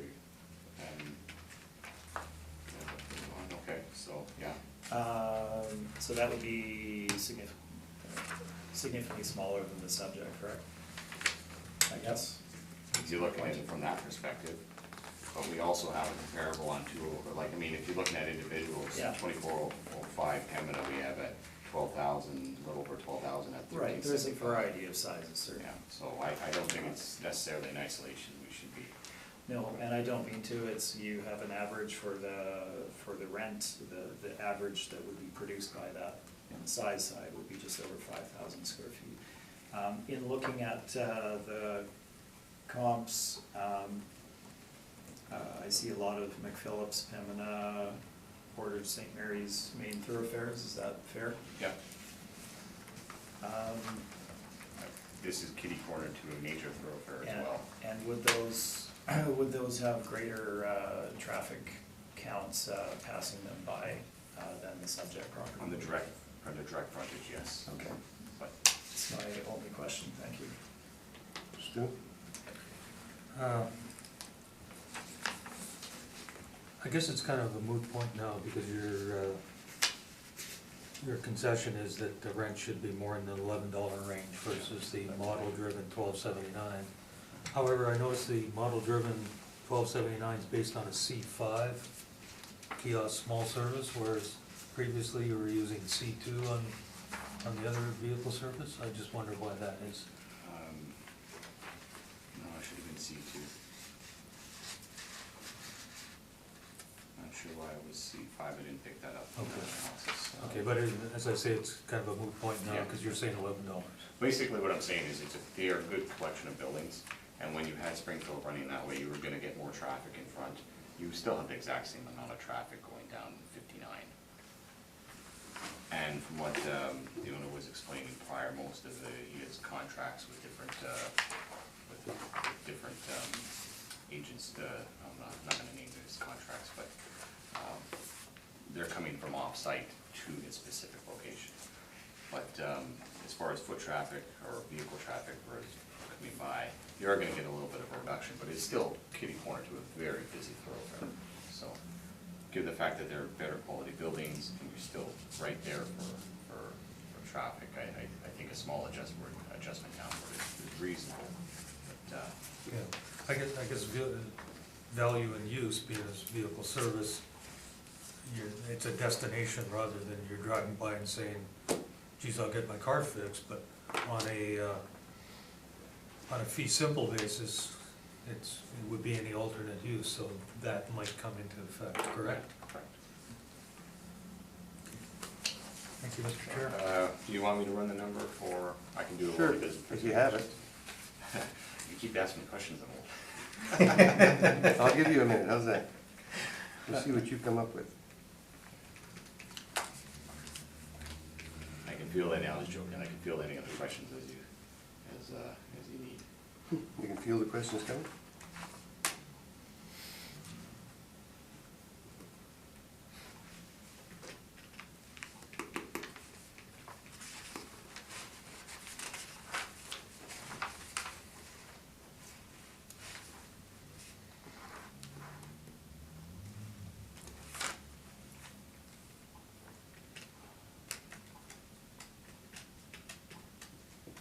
Making me think on my feet today. I'm glad you're doing it.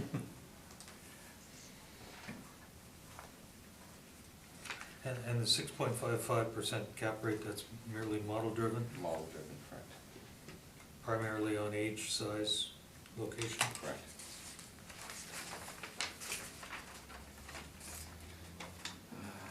Thank you, Mr. Chair. Sorry for jumping in there. No problem, we're just waiting until he's finished his calculation. Then Neil will ask his question. Then I'll ask mine.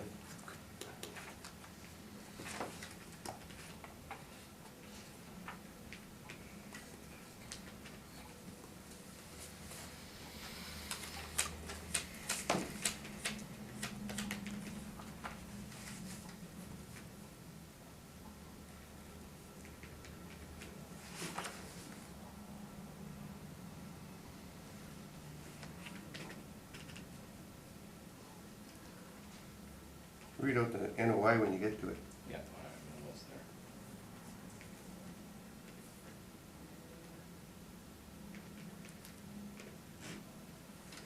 NOI is 135,583.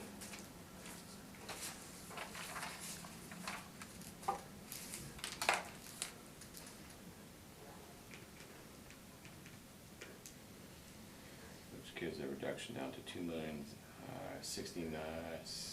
million rounded, 2,070,000. Neil, questions?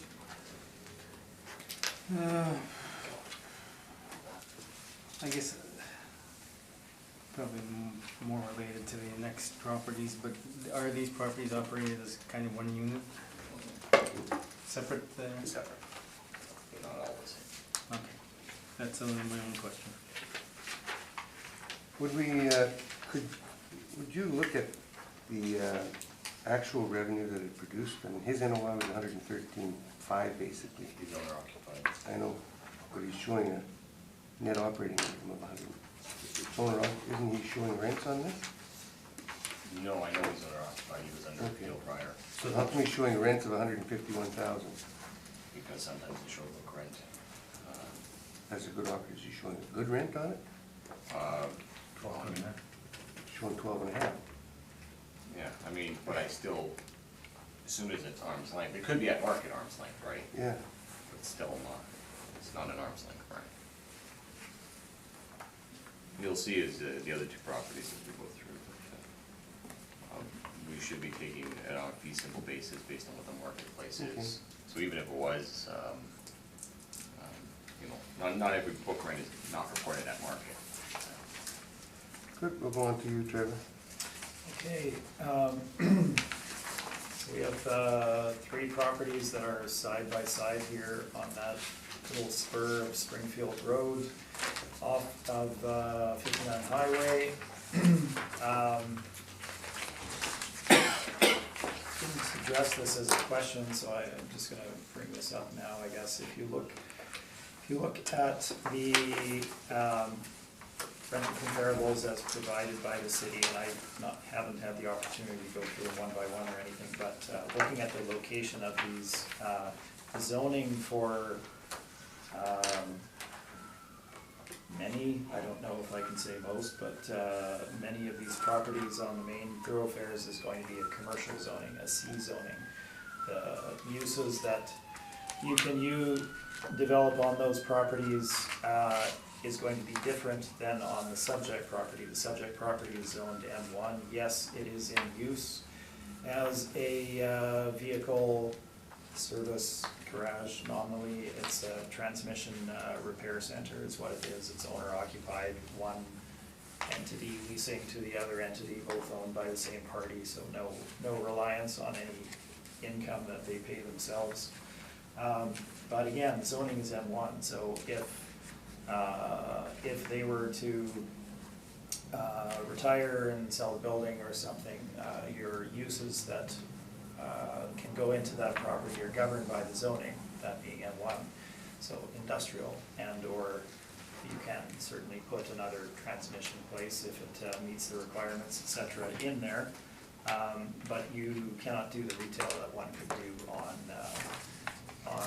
some of these other thoroughfares, nor are you going to drive that particular rent. So looking, and the location of this is critical, so I'm just going to skip forwards to my page 5 and 6 to start with. As mentioned by Mr. Cole there, when Chief Pegulas was developed, Springfield Road obviously was chopped off and terminated. These 3 properties are located on that spur of Springfield Road to the west of 59 Highway.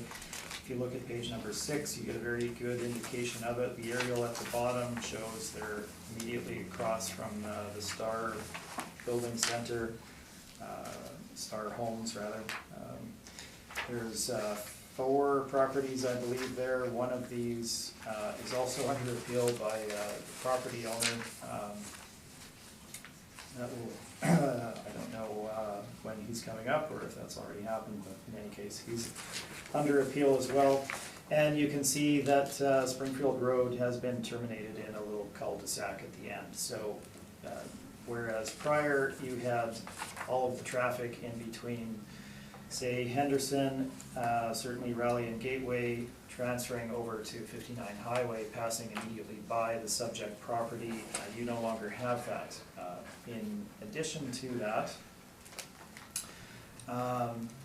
you're not right on 59 highway as well. Now, you can't locate on the 59 highway for setback reasons, etc. But if we look at the comparable properties, their commercial locations are generally significantly better than the subject property is going to be, in that the traffic flow that they have going past them will be significantly greater, driving more business, etc. Now, we're not valuing the use of the property, we're valuing the property itself. So it's not the fact that he owns and operates a transmission center out of here, it's what is that property worth on the market, who will rent it, and for how much. So we have an M1 zoned property in a substandard location with limited visibility. So in that sense, you have to be specifically going here in order to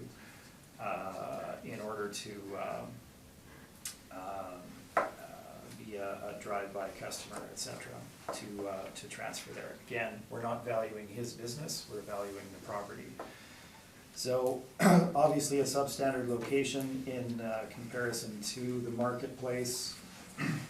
The building itself, as described, there's nothing wrong with it. Built in '84.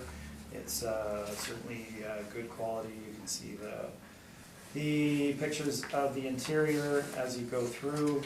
Again, it's owner occupied, and we're looking at just under 13,000 square feet, 12,722 square feet, so quite large. Moving on to page 5, there's a bit of description of it. You can feel free to go through that. However, we'll move forward to valuation. Our comparables remain the same on pages 9 and 10, or 9 I suppose. Again, these are vehicle service garage directly. We did not go beyond that and supply M1 zoned industrial or light industrial properties. However, if you were to look at those, it's not going to be driving a $13 rent as an industrial property in the location that it is. Indeed, $13 rents for industrial properties are very high and would not be appropriate to the subject property. So one needs to take into account if there's a change in use for the property, would they drive the rent that's being applied to it. So all of that taken into account, we've applied a rate of $9.50 a square foot. I think if you examine this in light of industrial properties as well, we're getting towards an upper end of industrial rents as well. Moving on, page number 11 is standard information with regard to vacancy and expenses. We will not cover that, and we can move on to the cap rate itself. We have included the allowance for vacancy for the subject property. I know that it is owner occupied, but we have 3 in a row. We want to treat them in the same fashion so that there's some comparability between this and the other 2 side by side. Our information remains the same with regard to the capitalization rates.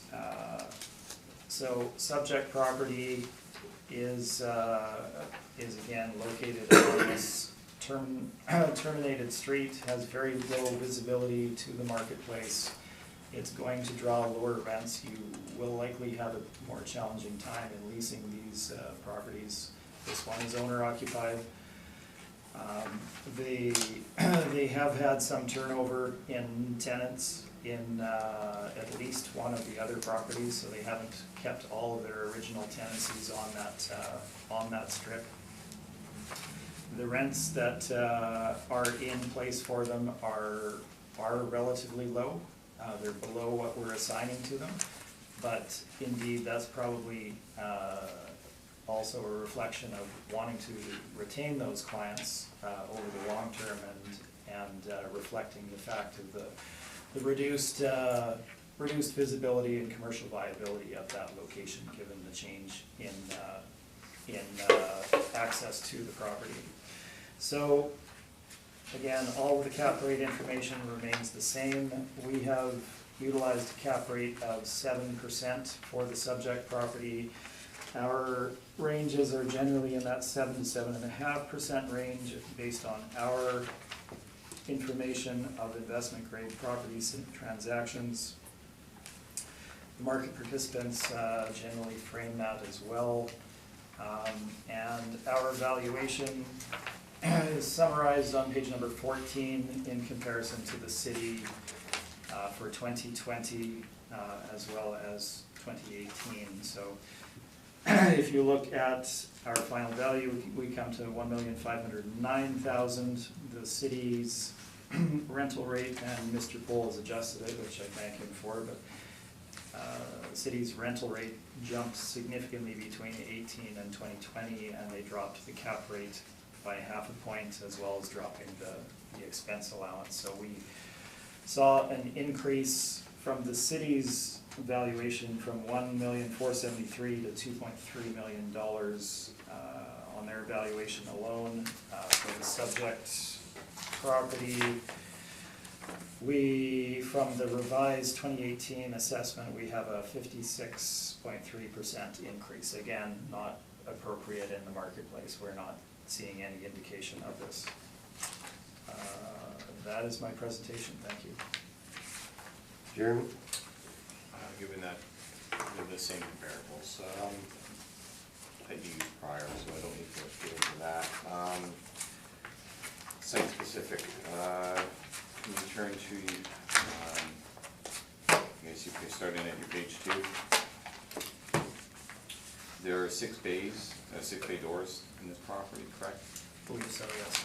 3 on the side, 1 on the opposite side, 2 in the back. Yes, This building is operated by the owner, correct? it is. There is a residential component for their work, as well as a fleet management aspect of the business as well. Residential? Meaning anyone can drive up there, get their transmission fixed, Oh, yes. but the yeah, building you could. also can accommodate fleet vehicles It can, for yes. clients. Yeah, So the site utility itself is better than average, meaning you can do either or at the same time. you mean bigger trucks versus, Yeah. because of the size of the doors? It would depend on the property you were comparing it to, I guess. Okay. So the economic utility of the property is greater than the average, given the size. I don't know that I, given the size. Given or the size of the building, meaning build out. it's this big because the economic opportunity that's being run out of this site-specific property can generate, you can generate more money here, so therefore you get a higher rental rate in comparison to the size. So instead of an economic and scale going I downwards. hear you. I do hear your argument. Property was built in '84, well before the change in the external environment, which is obviously has an impact on property value.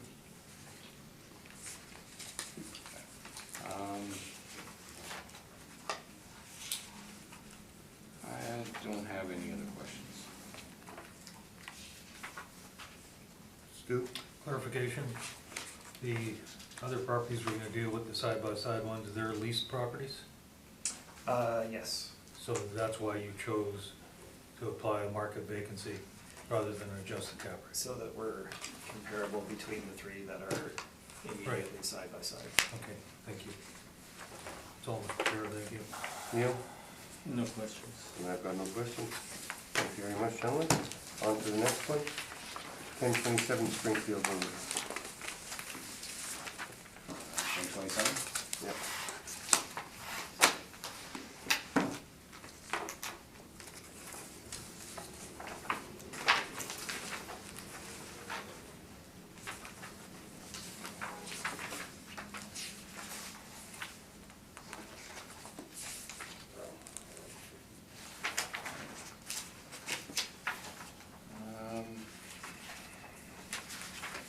File number 19-533, roll number is 0400300950. Civic address is 1027 Springfield.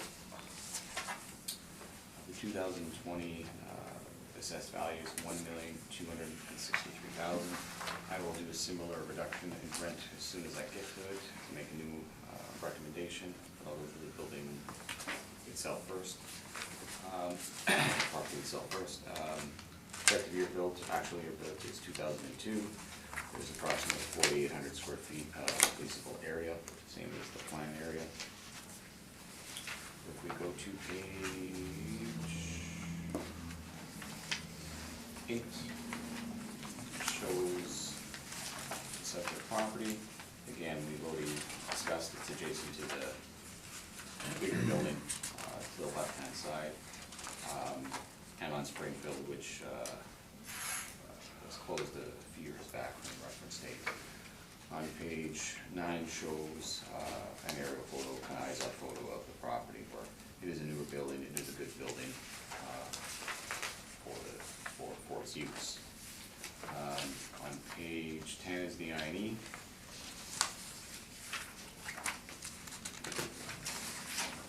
Look at the I&E, just a second here.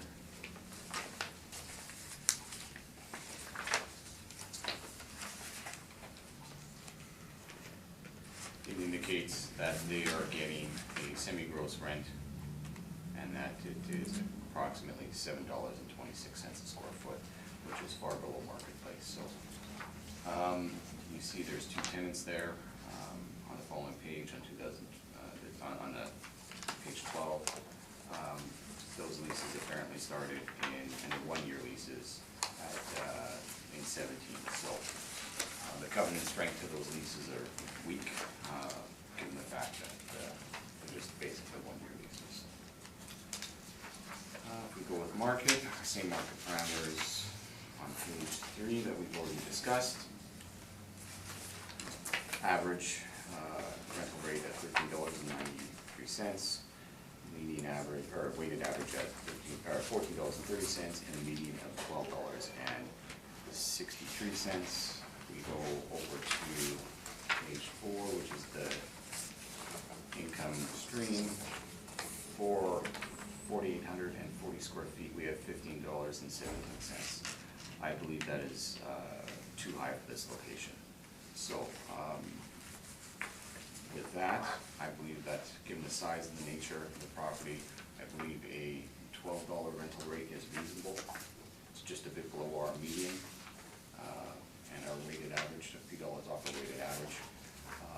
And given the fact that we have the closure of Springfield and the reduction in traffic, a $12 rental rate should be achievable in this location. So if you just bear with me for a few minutes, I'll run the number again.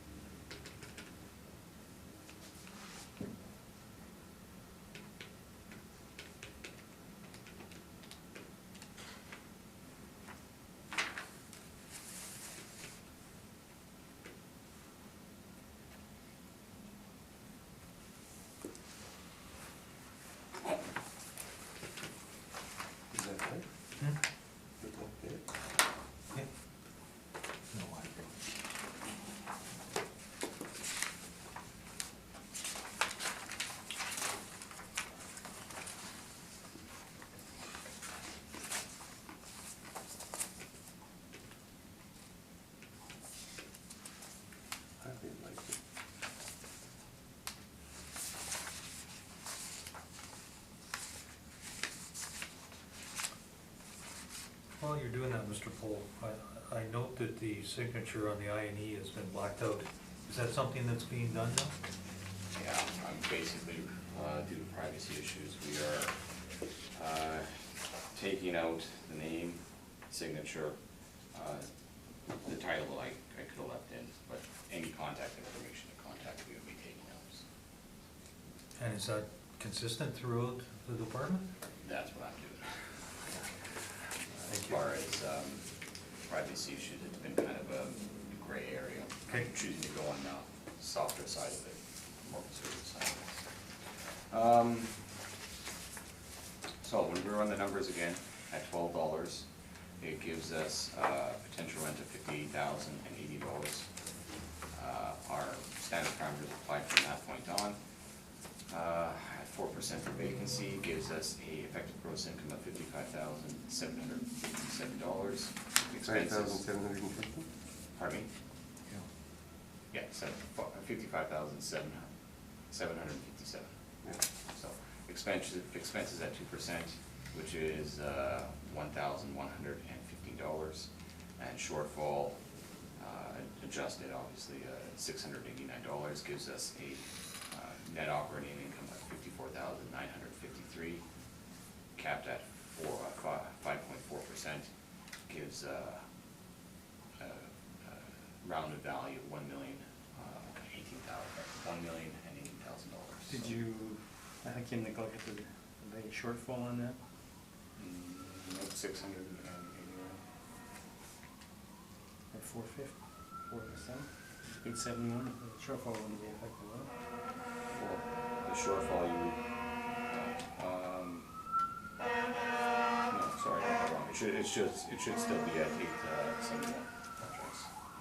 Bear with me, I'm gonna do that.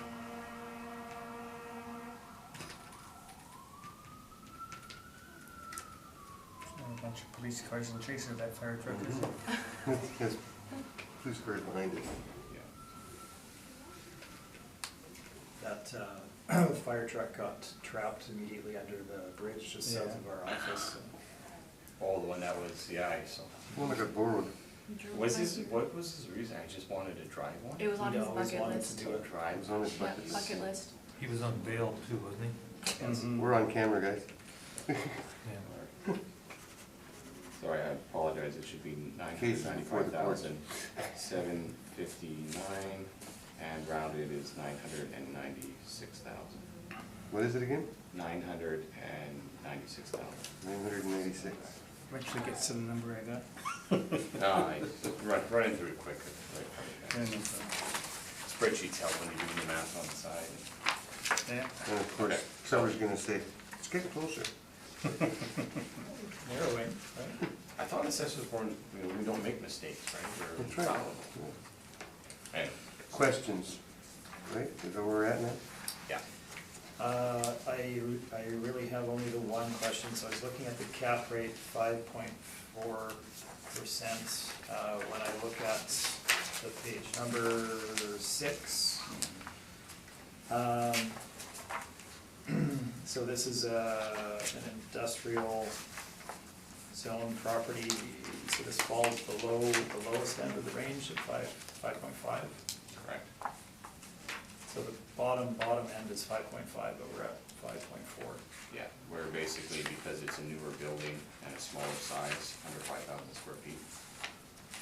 So the cap rate will be reflective of the marketplace, being able to purchase this building. It's not a larger property, so there'll be less risk to it. Right, I understand that, so I was, but it falls outside of your industrial range, I see. Is that, We're not treating this as industrial, we're Okay. treating it as a VSG.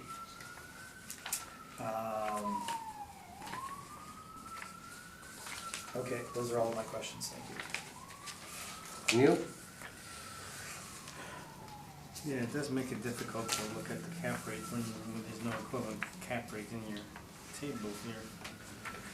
If we could break even half dozen VSGs that sell based on their income every year, we would, it'd be a lot easier, but they typically are owner occupied, so. Yeah.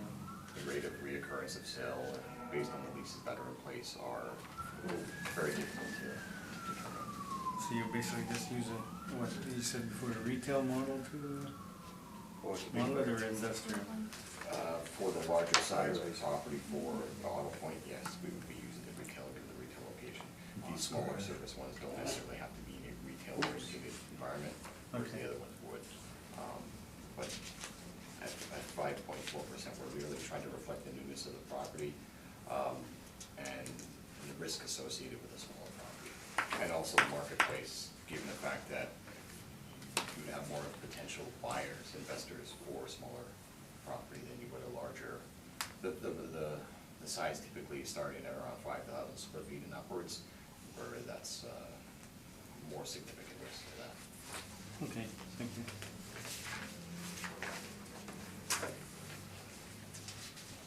So you're under last year's assessment then? Pardon me? So you're under at last year's assessment at 996? I'm not basing it on comparison of assessments, I'm Okay, basing it on yeah. what I'm looking at. No further questions?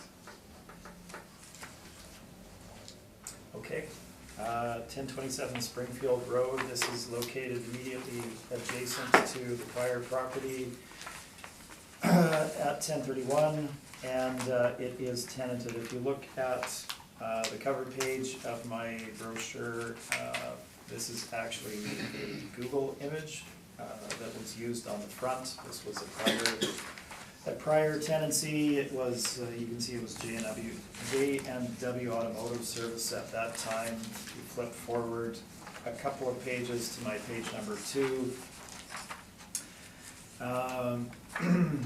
These were taken in 2017, and you can see the 3 different tenancies that are in place for the property at that time. So there was changeover in that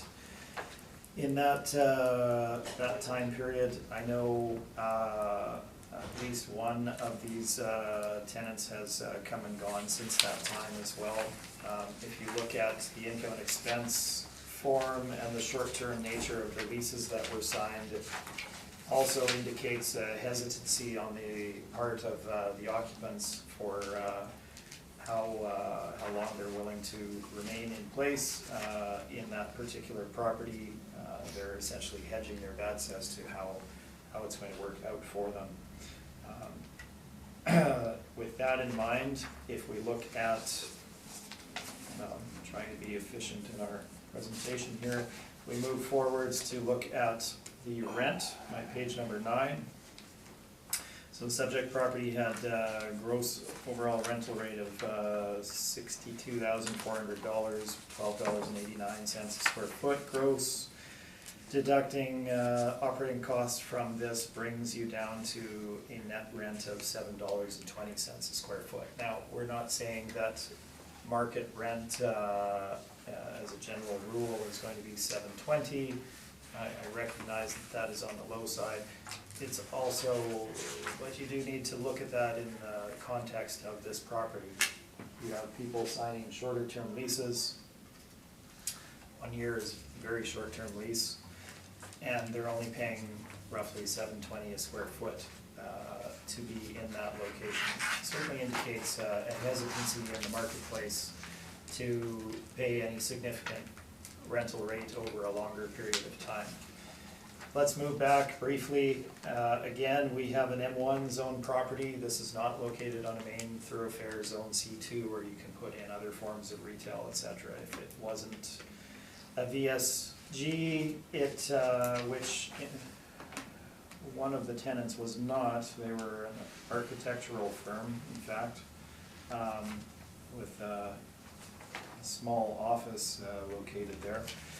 The other uses of the property would have to fit within that M1 zoning, so you couldn't put any kind of retail facility in here, nor would they locate there given the location of it. Land to plan area ratio 2.58 to 1, very low in terms of industrial. Balancing this, it is a smaller size at 4,840 square feet. And the property was built in 2002, and it is in good condition.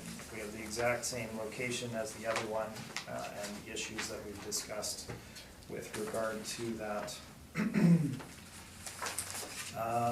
So moving forward, back to valuation, page number 9, we have the same vehicle comparables. Again, if the property was not utilized as a vehicle service garage or things of that nature, any other occupant would have to fit within the M1 zoning, so you would not have the same opportunity to generate the rents that you may see in some of the city comparables there, where you have a C1 zoning on a Henderson, a St. Mary's, a Pembina, etc. So our rental rates obviously are higher than the $7.20 a square foot. We have a relatively small building at 4,800 plus square feet. It's relatively new. We've increased the rental rate based on these factors to $10.50 a square foot. If you look at that in terms of industrial lease rates, this would again be certainly on the upper end of the industrial scale as far as what one would get for rent. The expense side of the equation remains the same as the prior property. We have used the 4% vacancy and obviously our 5 and 2% expense allowance, as well as the shortfall. Capitalization rate, you have a smaller property, as Mr. Pohl had indicated. There's generally more buyers for smaller properties, as we know out there. Balancing that obviously is the location of the subject property. I think if you look at the in-place leases and the resultant net that they're actually paying and the short-term nature of them, I think that gives you a pretty good picture of the viability or the perceived viability of this property and the appetite both for tenants and purchasers for property in this location. So our rental comps kind of are in that 7 to 7.5 range. The large brokerages are indicating 6 to 7.25 for investment grade industrial. Recognizing the small size of the property, we have used a cap rate of 6.5%. If you look at page 14, you can see our analysis versus the city's 2020 and 2018. Again, 5.4% cap rate, we're getting into multifamily capitalization rate ranges there, and we simply don't see those in the market. That is my presentation. Thank you. Jeremy, questions? No, just generally, you were speaking to this being not like on Pembina or not like on a high traffic thoroughfare. I just want to make it clear, I've driven by this property multiple times in the north end. You can see these cluster properties from Matrimony Boulevard, correct? So when you're driving by, you can see Ultra-Trend, you can turn your head, in direct sight. Well, they are no longer Springfield having that heavy, you can physically see them, they're not buried way in the back of an industrial park with no of them. You just gotta look to your right or left, whichever way you're going north and south. So I've driven past them many times too, but I'm operating on memory here and looking at the images as you're heading north on 59 Highway. They're hidden behind the Star building site with multiple buildings.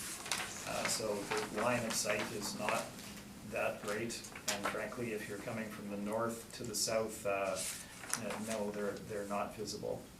So if you're sitting right here, which I've had it many times, you can see this one here and this one here, and towards the back there they get buried because you're more parallel to. Forgive my eyesight, I can't see that far. Good answer. Okay, so my only issue here is so much we've made an adjustment for rent downwards, but we're still kitty corner to one of the busiest traffic routes in the city. So, and you can still see these properties visible. They're still visible from this route. So, although there is no direct traffic, you feel that a downward adjustment is still warranted to that degree. I do, yes. Okay, fair enough. Stu? I have nothing, thank you. Neil? No questions.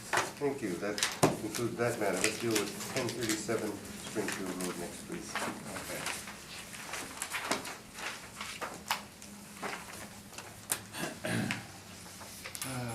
File number is 19-537, roll number is 0400300850. Address is 1037 Springfield. The property was built in 1993. Leasehold area is approximately Again, 4,800 square feet. Getting into the actual subject property is on page 8. Again, exactly what we've talked about prior. It's virtually the same property as the one we just discussed. So you're gonna adjust this one too then? Absolutely. Same idea, same idea. So we run the numbers again. Well, I'll go the ID first. ID is on page 10. Same idea, there's a below market rent in place. Indicates a 1-year rent or 1-year lease, very weak covenant to it. So if anyone were to purchase this property, it's not like they'd be saddled with a long-term lease at a lower rent. You can literally say, okay, here's your notice, and you get a market rent from there. So when we review the numbers again, same on page 4. Same idea, same comparables. We're putting in a $12 rent. The reduction is, I will do the numbers that we applied for 4,826 square feet at $12 a square foot. It's $57,912 for potential rent. 4% for vacancy reduces that to an effective gross income of $55,596. Expenses at 2% or $1,112, and shortfall again the same at $869. Our net operating income, it gets reduced from $65,147 down to $53,615, capped at 5.55%, gives us our value of $966,000 rounded. So with that, same rationale is applied as the other property. I feel comfortable making a recommendation. Without any questions. Questions? I have no questions. Stu? Neil? No. None. On to you, Trevor. Okay, so as mentioned, we have a very similar property to the last one, virtually the same in size. This one's ever so slightly newer or older, built in '93. This one's older. Exact same location. I will just get you to flip to whichever ID you prefer to find there. So as mentioned, we have a one-year lease here with the tenant. Rather than looking at this as an opportunity to increase the rent, I think this is an indication that you have a tenant that is not willing to commit long-term. As an investment property owner, you're obviously looking to maximize your return on that property, and generally that's done by having tenants that are locked in over longer terms, and it's an indication of their confidence in their ability to operate their business there and generate their return from running their business. So to have a one-year lease is not, it is a poor covenant, and it is an indication of the strength of that particular property in that location. So let's not spend a lot of time on this particular one. Built in '93, 4,826 square feet. Again, our land to plan area ratio is low at 3.2 to 1, slightly larger than the other. Also zoned M1, so your alternate uses will be industrial and have to fall within that industrial zoning classification. You can see some photos of the property on 2 through 3, very straightforward. And you can see the build out of it on those pages. The location, and it's too bad we don't have Google Maps available to us, but I would disagree with Mr. Pohl. You're driving on 59 Highway there and heading north. So as you pass Chief Peguis, looking to the west or northwest, I guess, you have 1, 2, 3, maybe 4 star building system buildings between your line of sight as you're heading north. Eventually you pass those and you're traveling 80 kilometers an hour, the visibility there is very low. As you're heading south on 59 highway, and again, I'm looking at my map on page 5 here for notation's sake. The Springfield is a lighted intersection. It curves off, heads slightly south, and then to the west and bends back up. So your visibility is essentially nothing as you're heading south on 59 highway. So truly the location has a significant impact on rental rate, value, occupancy for this location. So moving forward into the valuation, let's just skip ahead to my page 13 to cover the highlights. We have the same size property and the same utility in the same location. We've applied the same rental rate of $10.50 a square foot. If you look at this as through the zoning lens of M1 and your alternate uses being industrial, you're again at that upper end of the range for industrial properties. The other parameters applied are the same as the other property, including the 6.5% cap rate, which falls clearly in line with the market and is reflective of the smaller size of the property. I don't think you're going to generate a lower cap on this than 6.5. This gives you your market value of $683,000. Thank you. Questions?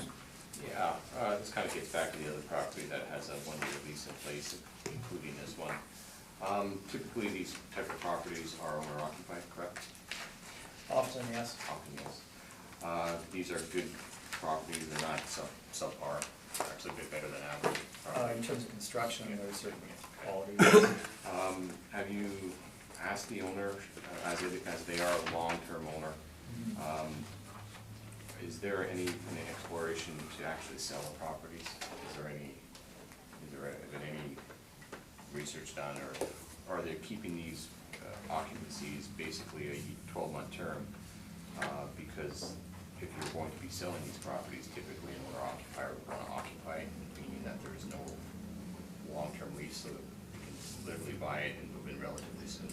Well, that's up to the owner, obviously, but as to when they decide to sell their property, we're not looking at whether they're potentially putting them on the market. Okay, so there's been no active exploration whether they would be To my knowledge, no. listed or not. Okay, because I'm seeing you see them rental rates that are in place throughout the city. I've seen $7 rates for a good quality building, and that's something that sticks out in my mind. Where if you are going to be treating it as an investment vehicle, you probably want to get a longer lease in place. But if you're looking to basically have very liquid property for an owner-occupier, if you were to sell it, it's a benefit. So the leases in place, I don't think are indicative of market. Questions? No, and I agree, the rental rates are below market. $7 for prime buildings just doesn't seem to be, there would have to be some rationale for that. I don't think the ownership group would be, I don't think anyone would lease this out for $7 if they're treating it as an investment vehicle. That's more of a statement kind of question. So that was kind of, I'd have to explore that, so if there is no, the answer is no and you don't know, that's fine. That's the only question. Neil? No questions. Stu? No, you've ignored the rent in place and you used $10.50 as a market rent. Yeah. Thank you. That concludes the matter. Let's move on to the next one. What do you guys need to do? Where we at, 1050 Pandora? Yeah. You guys need a break before we continue? Is there not a request for 9 o'clock coming in? That's on the next. That's on the next one. Yeah. I'm gonna wait till then. Okay, let's wait for that and then we can take a break then. Yeah. Sounds like a good idea. There may Let's not deal be with one. Pandora. Since there may not be, we may call back. Huh? Oh, you might call back on that? Yeah. So if you want to take a break now. Let's do it then. Meeting back to order. Let's go on to the next property. It'll be at 1055 Pandora. All right, file number 19606, roll number 0900757250. Address is 1055 Pandora. For 2020, the assessed value is $1,812,000. Property was built in 1997. It's approximately 9,677 square feet, inclusive area. If you look at my page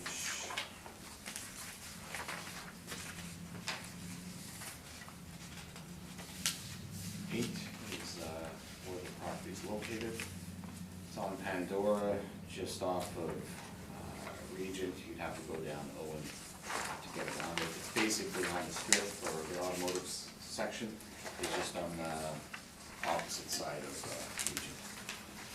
So it is, there was Birchwood Collision Center.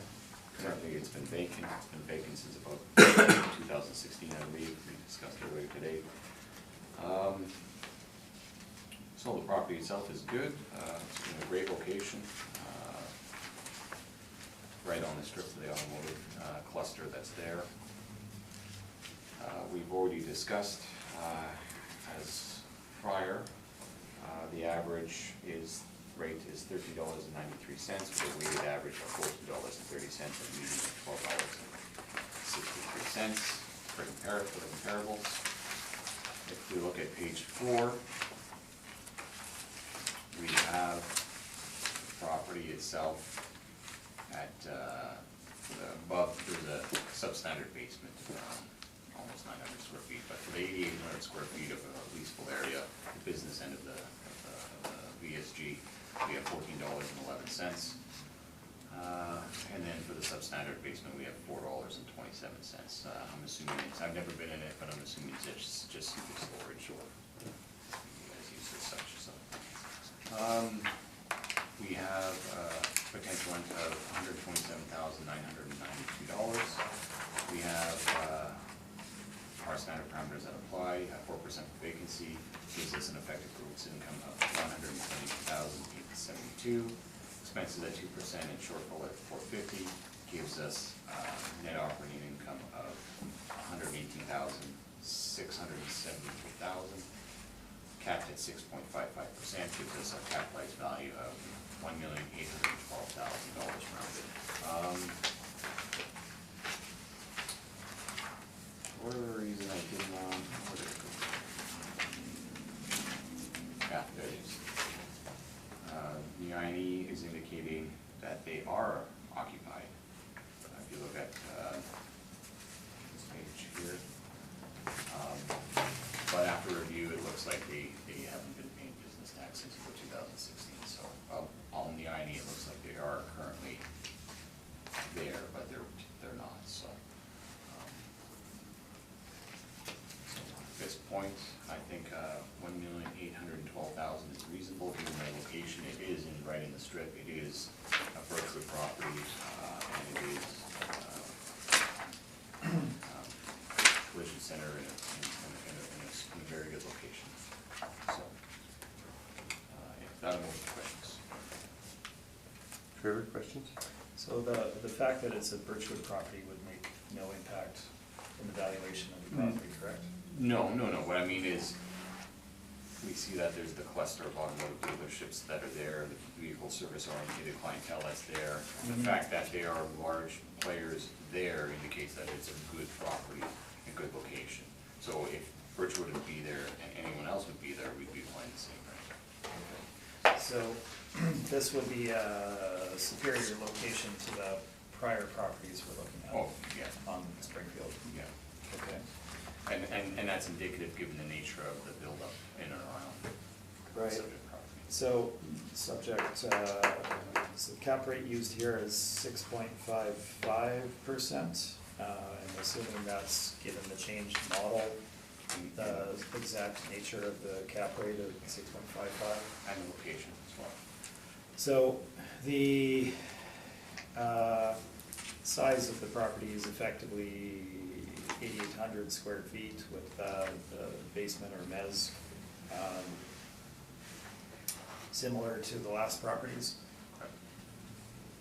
Okay. You would need some storage, most of these properties have some, whether it be shelving or basement. So you would, and you know what, I will address it in my comments, I guess. That's all of my questions, thank you. Questions? Yeah, the I&E, they're reporting 8104 square feet leasable. Have they been consistent in reporting that, or? As far back as I'm aware of, Underfield, it's always been what we have on, there's been no contention in the area. Okay, and This property's been built several times, so. okay, the substandard basement area of 869 square feet. Do you know what that's used for? No, that's why I said I'm assuming it's for storage of some kind. Okay, but it's a basement, not a mezzanine, or? That's how it's parked. I've never been to the property. I don't think the basement area is ever, it's never come up as not being basement, so. Given the nature of the property, it looks like a slab on grade construction that would probably be indicative of it maybe not being a basement, but. But you're treating a basement like a mezzanine, or? Correct at this point, yeah, I don't have any information to indicate that it's not correctly parked, so, or reported, I should say. Okay, and the sale is pretty dated in 2012, but do you know anything about that 1,120,000? Is that an arm's length transaction, or? I did research it, given the fact that it was, Pretty dated. Pretty dated. I may have looked at it in the past, to be quite honest with you, because I've dealt with this property, but it's not ringing a bell at this point in time. Okay. And even if it was, I wouldn't be looking at it, given the fact that it's several years removed from the reference. Okay, thank you, Mr. Neil? Okay, so you're saying it's been vacant for a couple of years now anyhow.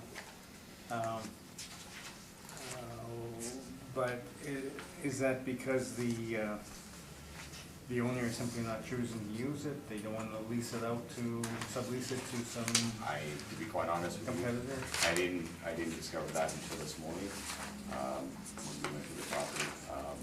The I&E indicates that they're there, but the business taxes indicate that they haven't been there. So we haven't reported as vacant, so. Okay. But is it still owned by Birchwood? Yes, And those other properties are on the Birchwood properties? I believe so, yes. Okay, so it could be just a choice of the owner, they don't want to lease it to some competitor or something. I'm not best to answer that question. Yeah, I just wondered, when were these photos? What are they from? What year, do you know? That would have been, the flyover would have been, this year. It would have been spring of this year, I believe, spring 19. So does it not appear that it's in use? I don't have answers. Yeah.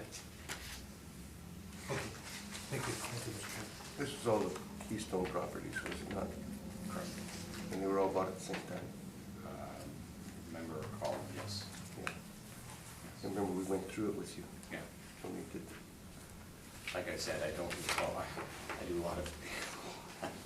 I still remember. But I do recall, and Yeah. yeah. And that's, Trevor, on with your presentation. Sure, so as you mentioned, it was the acquisition of the Keystone Ford Yeah. properties by Birchwood, and there was an allocation of purchase, and there's detail. It's been covered, it's long in the past. Mhm. So this was the Keystone Ford Collision Center. It has been vacant since February of 2016. There was not the business to support two collision centers in that location. I'll get you to flip to my page number,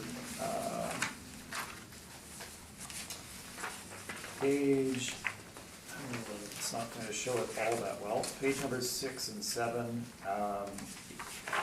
almost adjacent. So if you look at page 6, you can see the subject property with the red arrow on it. Immediately to the west of that is Birchwood's other collision center that's newer than that. They did not have the business to support two collision centers in that location.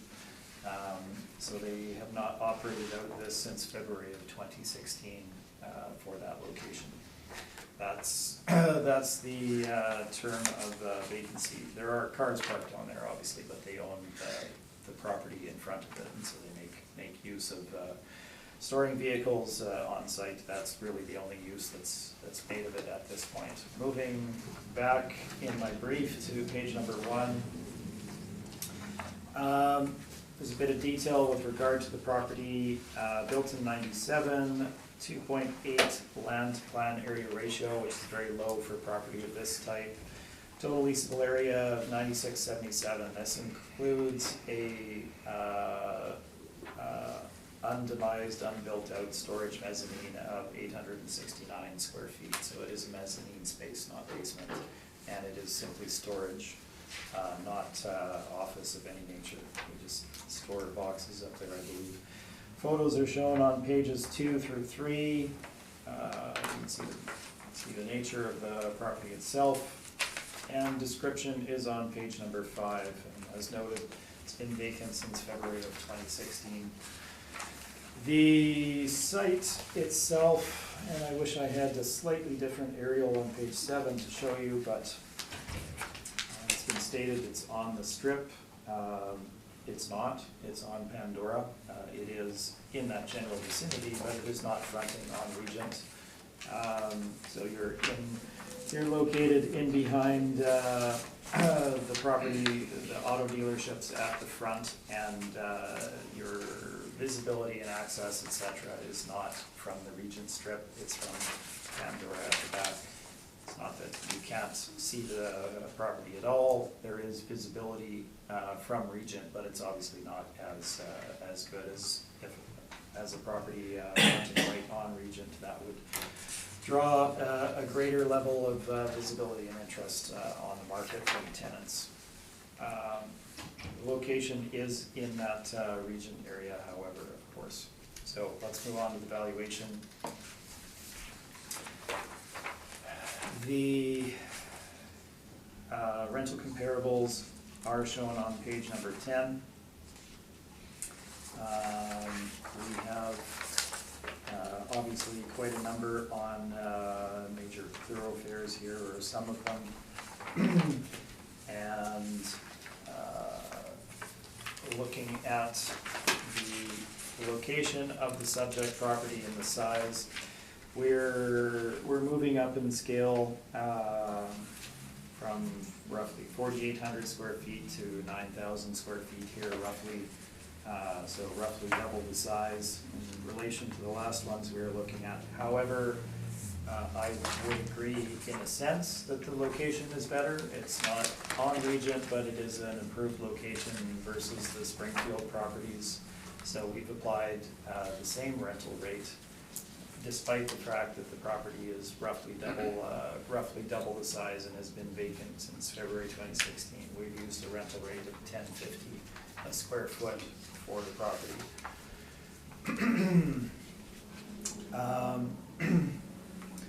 The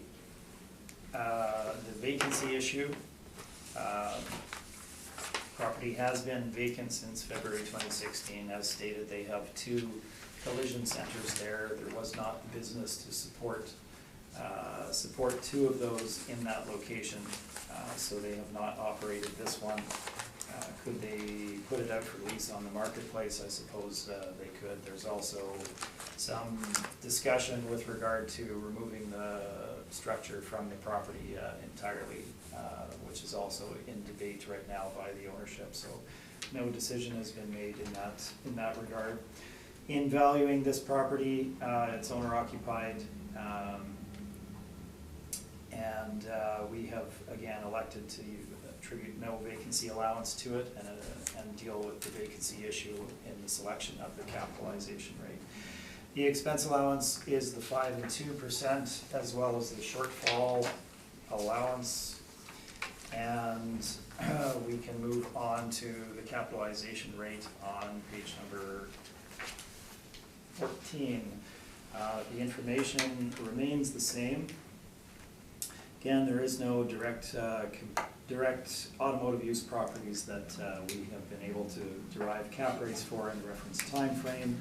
So we look at the investment market as a whole, looking at both industrial and retail here. So the brokerages are giving us a broad range of 6.0% up to 7.25% as a whole on investment grade industrial. Cap rates for retail, we're seeing in that 7 to 7.5% range. The subject property, again, vacant at the time, as there was not business for two. The location, well, better. We have a significantly larger property. We have not included a vacancy allowance in our valuation. We have used a cap rate of 7.5% in our analysis for the subject property.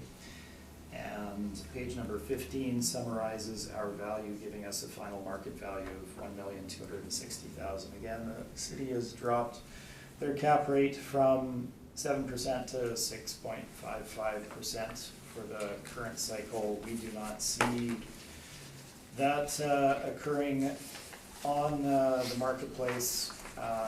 If we flip back to page number 1, property was reduced in the last cycle. However, we've appealed that to the municipal board, and we're still seeing a 36% increase from that appealed amount to $1,812,000, roughly double what the 2016 assessment was. So 100% increase.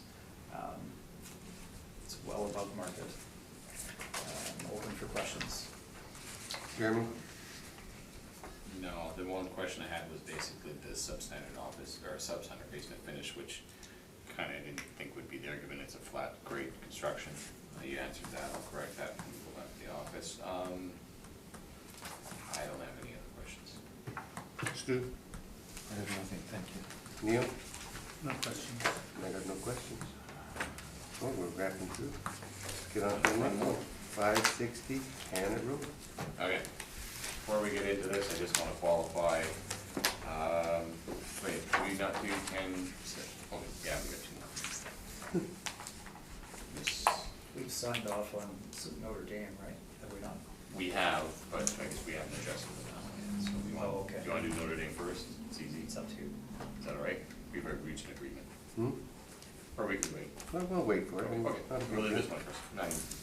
So, before we get into it, I have to qualify the appeal. There was some issue with whether this was the valid owner and whether they had a right to appeal. I informed the secretary that there was some issue with exchange because I couldn't exchange unless it's a valid appeal. After reviewing it, I just want to go through it and make sure. So, Now you're withdrawing the, depending, I just want to confirm first. Did you want 5 minutes to look at information, or? Well, you're going to be presenting the letter of authorization. Yeah. And I'll just do this first, you get the letter of authorization. So going through this property,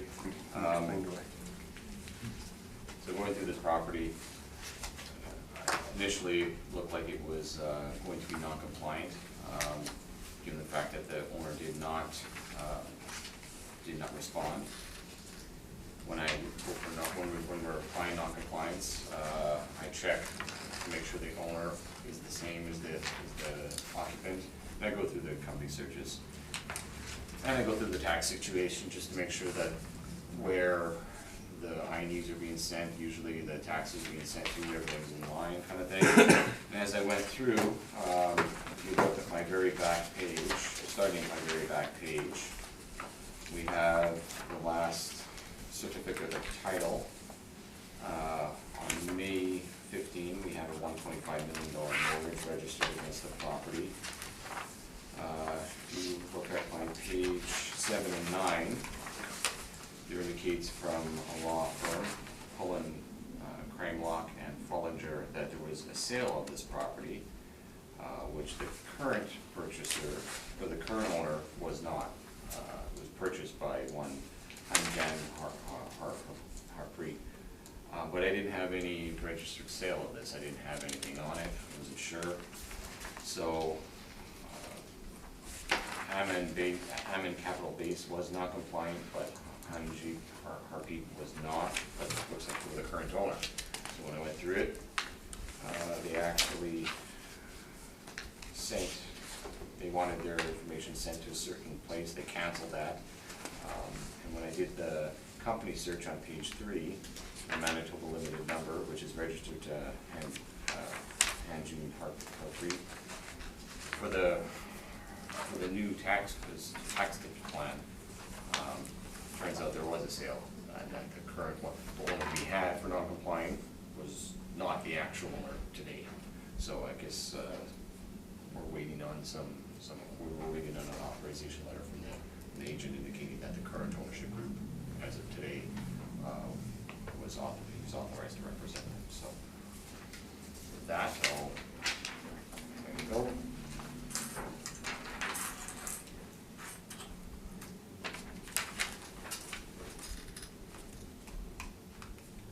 So, Carmen Sheet, president of 1047118.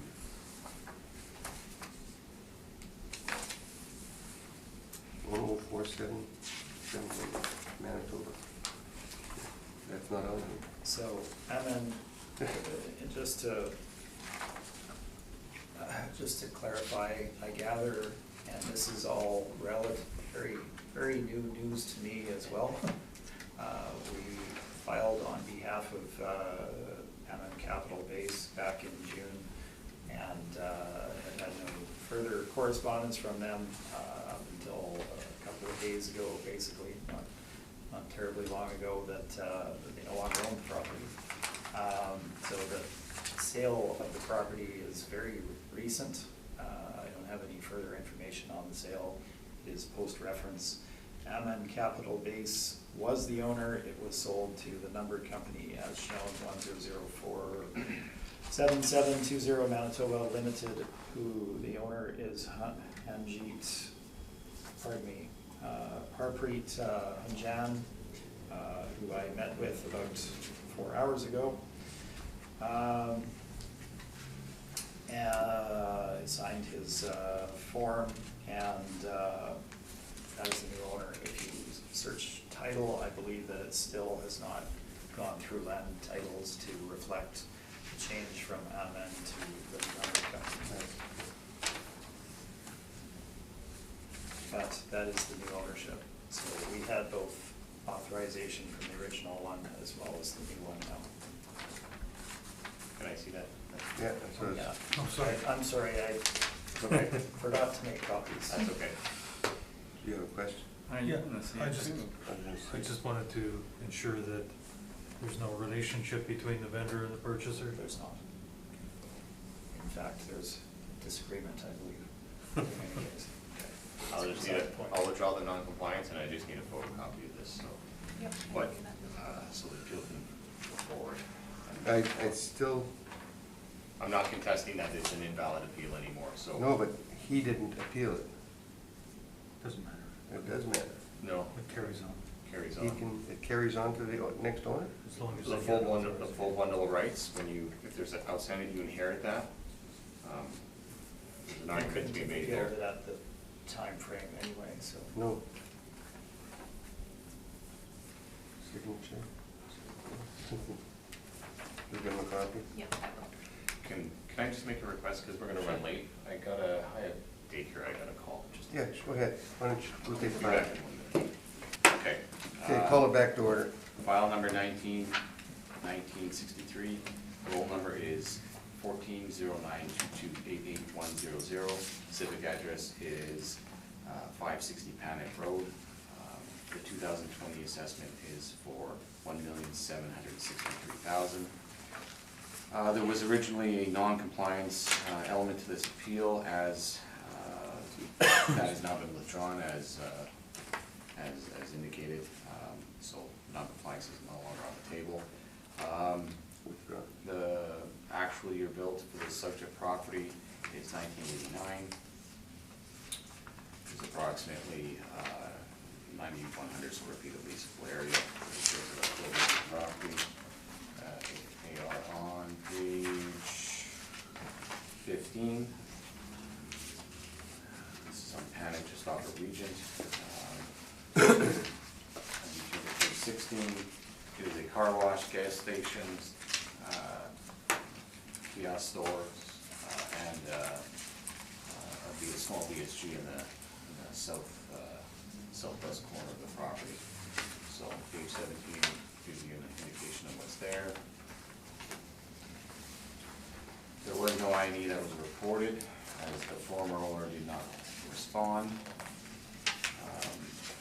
And the last appeal for this property was with Lindsay Warham, and the owner of the property did not show up for 2018, so it's confirmed. So, on the following last page, the last I&E we got was in 2013. Sorry, 2014 for the 2013 year. Basically, it was blank with the book renting place.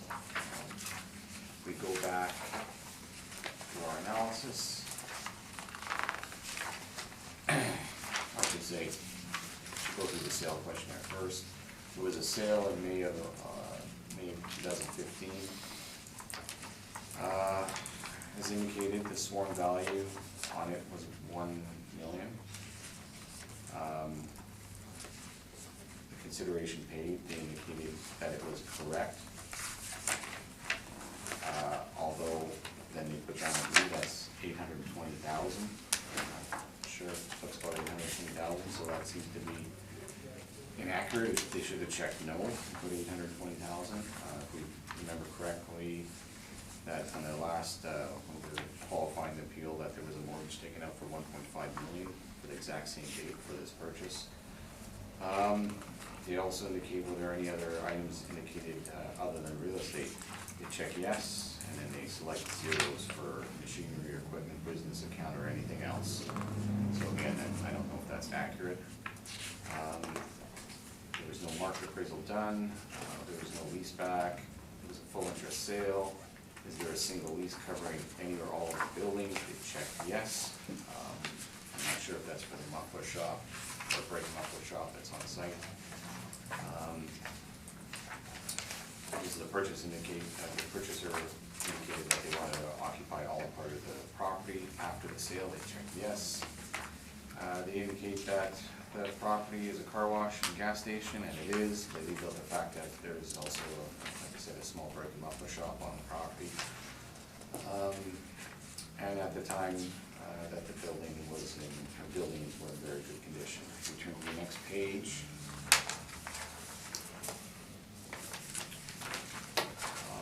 Where it indicates for the mortgage for the property, they leave it blank, it's not there, although there was a mortgage registered against the property for $1.5 million. So, it wasn't bought for the capitalization rate or the income potential of the property. As usual, this type of tenancy wouldn't, as they're almost always owner occupied, virtually always owner occupied. The next page over, on page 5, is the I&E that was submitted, along with the sales questionnaire, which indicates the one tenant. I'm not sure, I don't believe they're arm's length, or I should say, I believe they were arm's length at that time. I don't think Vendors has any relationship with the owner of the property. But there's really no strength of the lease, as there is no lease in place. It seems to be month to month, and semi-gross or not total gross. How do we value these type of properties? We have three income streams. We have a car wash, we have a VSG, and we have a gas kiosk. So I'll go through the rental comparables first, and then I'll go through the workups themselves. So page 7 is for the VSG. We've already talked about these rate slots. We have an average rental rate for 41 comparables at $13.93, a weighted average of $14.33, and a median of $12.63. The subject property is in at $15, so for the VSG portion of the property. So when we go over to the car wash, on my work for car washes in the city, I believe there's only 2 that are actually rented. One's at Northgate and Phillips Car Wash, and one's on Pembina. They range from $14.50 and set to $17.72. For the car wash, we have $7.84 for rent. And then for the analysis for the gas kiosk, which is on page 8, which is comparables 1 through 12. These are all of the land leases in place, pad site leases that are in place for gas stations, co-ops, car washes, anything of that nature, where they lease out the actual pad site, then the company comes in, puts their infrastructure on the site, and runs their business out of the site. So when we take that pad lease argument and we apply it, or that pad lease rental information, we apply it to the actual spaces that are there, we come up with the rental rates that we do. So what we look for is a similar size pad site and similar size store, and transpose that rental information over to this subject property. So when we go over to page 10, we have a rent of $26.27 a square foot for 640 square foot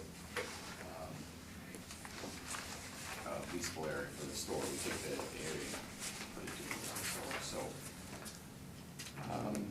what we have here on analysis is anywhere where you see store, we have for comparable number 8, we have 540 square feet at $92 a square foot. We have one on Narren at $11.80 Narren, 840 square feet for the size of the store. We have $53.57 a square foot. Another one on Regent at 1376 Regent, although that is a bigger co-op. We at 2,000 square feet, we have a $42 rent. So in relationship, we have a very low rent on this actual gas station kiosk.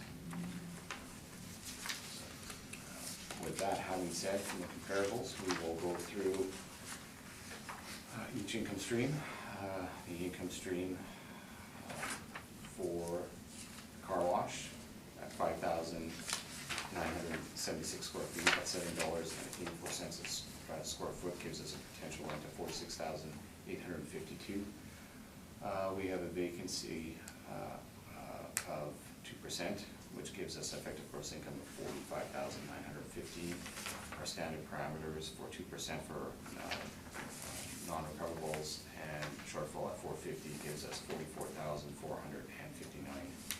For net operating income capped at 6.55% gives us $679,000 for the car wash. On page number 10, for the gas kiosk, taking that pad site information and transposing it back to the size of store, we have for 640 square feet at $26.27, a potential rent of $16,813. We have vacancy of 2%, which yields an effective gross income of $16,477. Expenses at 2% and shortfall at $6 gives us a net operating income of $16,070. Capped at 6.3% gives us a capitalized value of $255,079. There is the additional element of the canopy for the building adjustment value, for the cost of the pumps, cost of infrastructure minus any concrete or asphalting comes in at $186,000, and the estimated value is $441,000 total. For the VSG, we have a smaller service VSG at 2,560 square feet at $15.01, gives us $38,426,000 for potential gross income. Again, the rest of the same parameters apply for 4% for vacancy, gives us an effective gross income of $36,889. Expenses, non-recoverable expenses at 2% and shortfall at $1,500 gives us an net operating income of $35,690. Capped at 5.55% gives us an estimated value rounded to $643,000. On the following page is a summary of all those approaches. For the three income streams summated, we have approximately $1,763,000. So, given that we have that market evidence to produce this value, and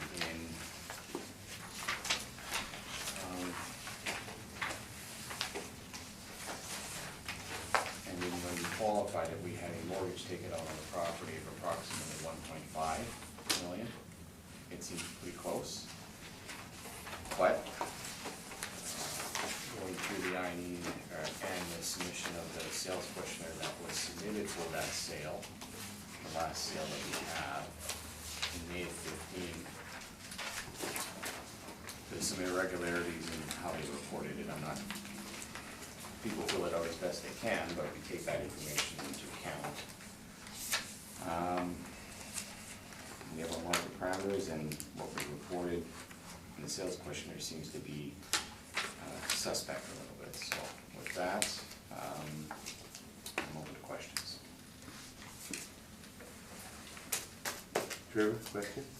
Yes, so looking at the sales questionnaire itself, your page number 3. Yep. So the consideration paid was $1 million, and the sworn value was $1 million. Yep. So it traded for $1 million at the valuation date, correct? That's what's reported, yes. May 11, 2015. I've got further information with regard to the owner. It's all bring out, I guess. So would just optically, does it seem likely that a property would appreciate from $1 million to over $1.7 million between 2015 and April 1, 2018? Or conversely, would the owner sell it at an under market value based on what it was producing? To be quite honest with you, I don't, if everything taken aside from the subject property, if we looked at an actual bona fide sale that was between two arm's length parties trying to get the best deal for themselves, I would not think that they would attribute to that large of an increase from that short a period of time. Having said that, I'm not quite sure how accurate our sales questionnaire that we have that we're looking at is. So, okay. See what I see. Like I said, you're correct. They were reporting a consideration paid and a sworn value at $1 million. They're also reporting on line 1 that that was not correct. That the sales price was correct, but yet they're putting in $820,000. Looks like. And then when they gives it a chance to explain what the difference was, they put in zeros and don't really indicate anything there. To indicate that there was a single lease, not sure if there was, because the only lease that we had in place was the vendor's muffler shop, brake shop. And then they gave it a chance to report the mortgage information, and they did not report that because there was a mortgage registered at $1.5 million.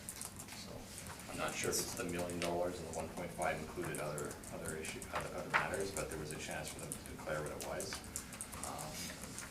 It's my only question.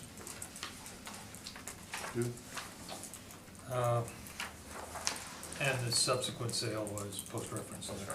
I don't wanna know the amount. I don't even know, I couldn't tell you. Neil? No questions. Good. Trevor?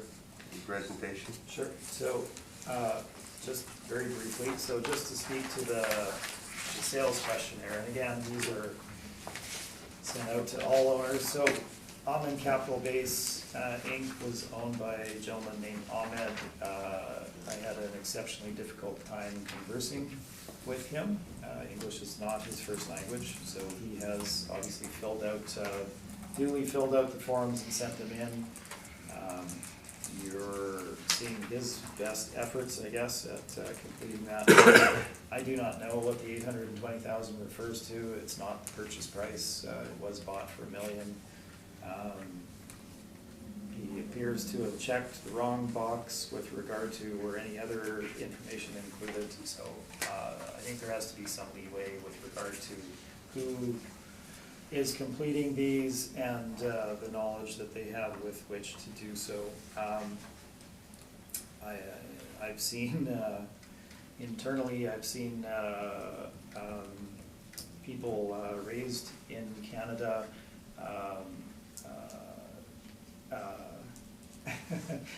look at a property that they property manage, report back to me that it's in mint condition. I've inspected them and they've been in horrendous shape. So it's interesting at times. The mortgage issue, well, there's an awful lot of information to complete here, so I have no further detail with regard to any mortgage on the property, nor do we take financing into account on the purchase. So looking at the information present, I had very little time with this. I also had very little information present. I don't know if that lease that was present with the others was the owner themselves, if it was semi-gross, if it was arm's length. Essentially not enough information to complete a fair evaluation on the property. So I did not have, I unfortunately did not have a valuation in the standard manner to present to you based on income. What I've included in my brochure is simply the INE as we had access to it, and the sale price for the property, which was registered at on May 11th, 2015 at $1 million. Now, looking at the INE, they have a total income showing of $55,992. Is that the correct one? That's from February 2016, so a year behind the time. The city's overall NOI is $96,219.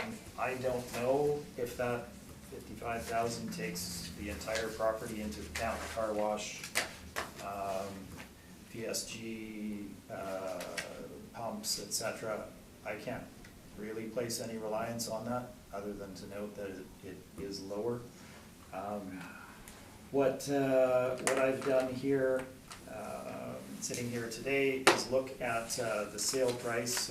Obviously it occurred in 2015. I think it would be reasonable to assume that that would have increased since the 2015 timeframe.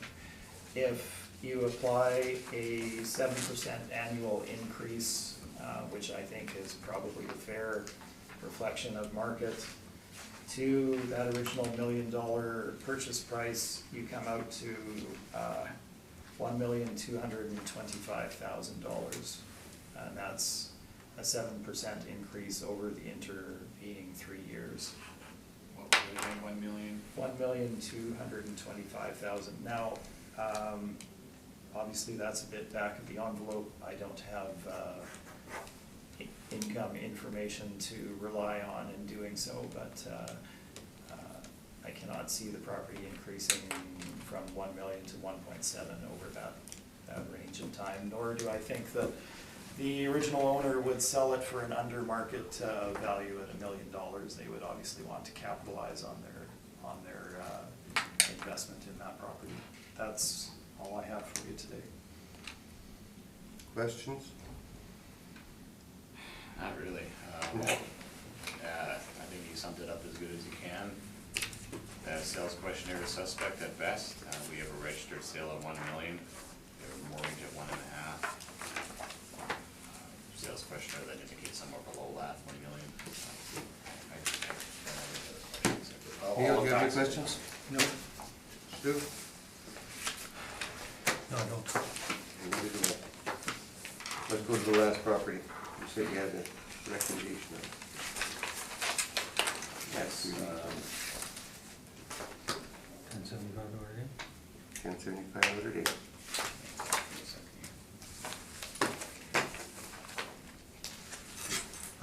The property, final number for the property is 19-1582.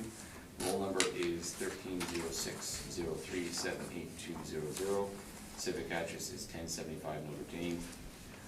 Roll, for the 2020 roll, we have an assessed value of $1,415,000. I have a reduction offer of $1,225,000. You're good at that? I am. You're good. Thank you very much. You want information on how we got there? Sure. Yeah. Yeah, okay. So if you look at page 3, or let's start on page 8. Aerial photo is 1075 Notre Dame, just off of Phillips. This is a former A&W restaurant, and then they built a car wash to the right of it. You can see that on page 9.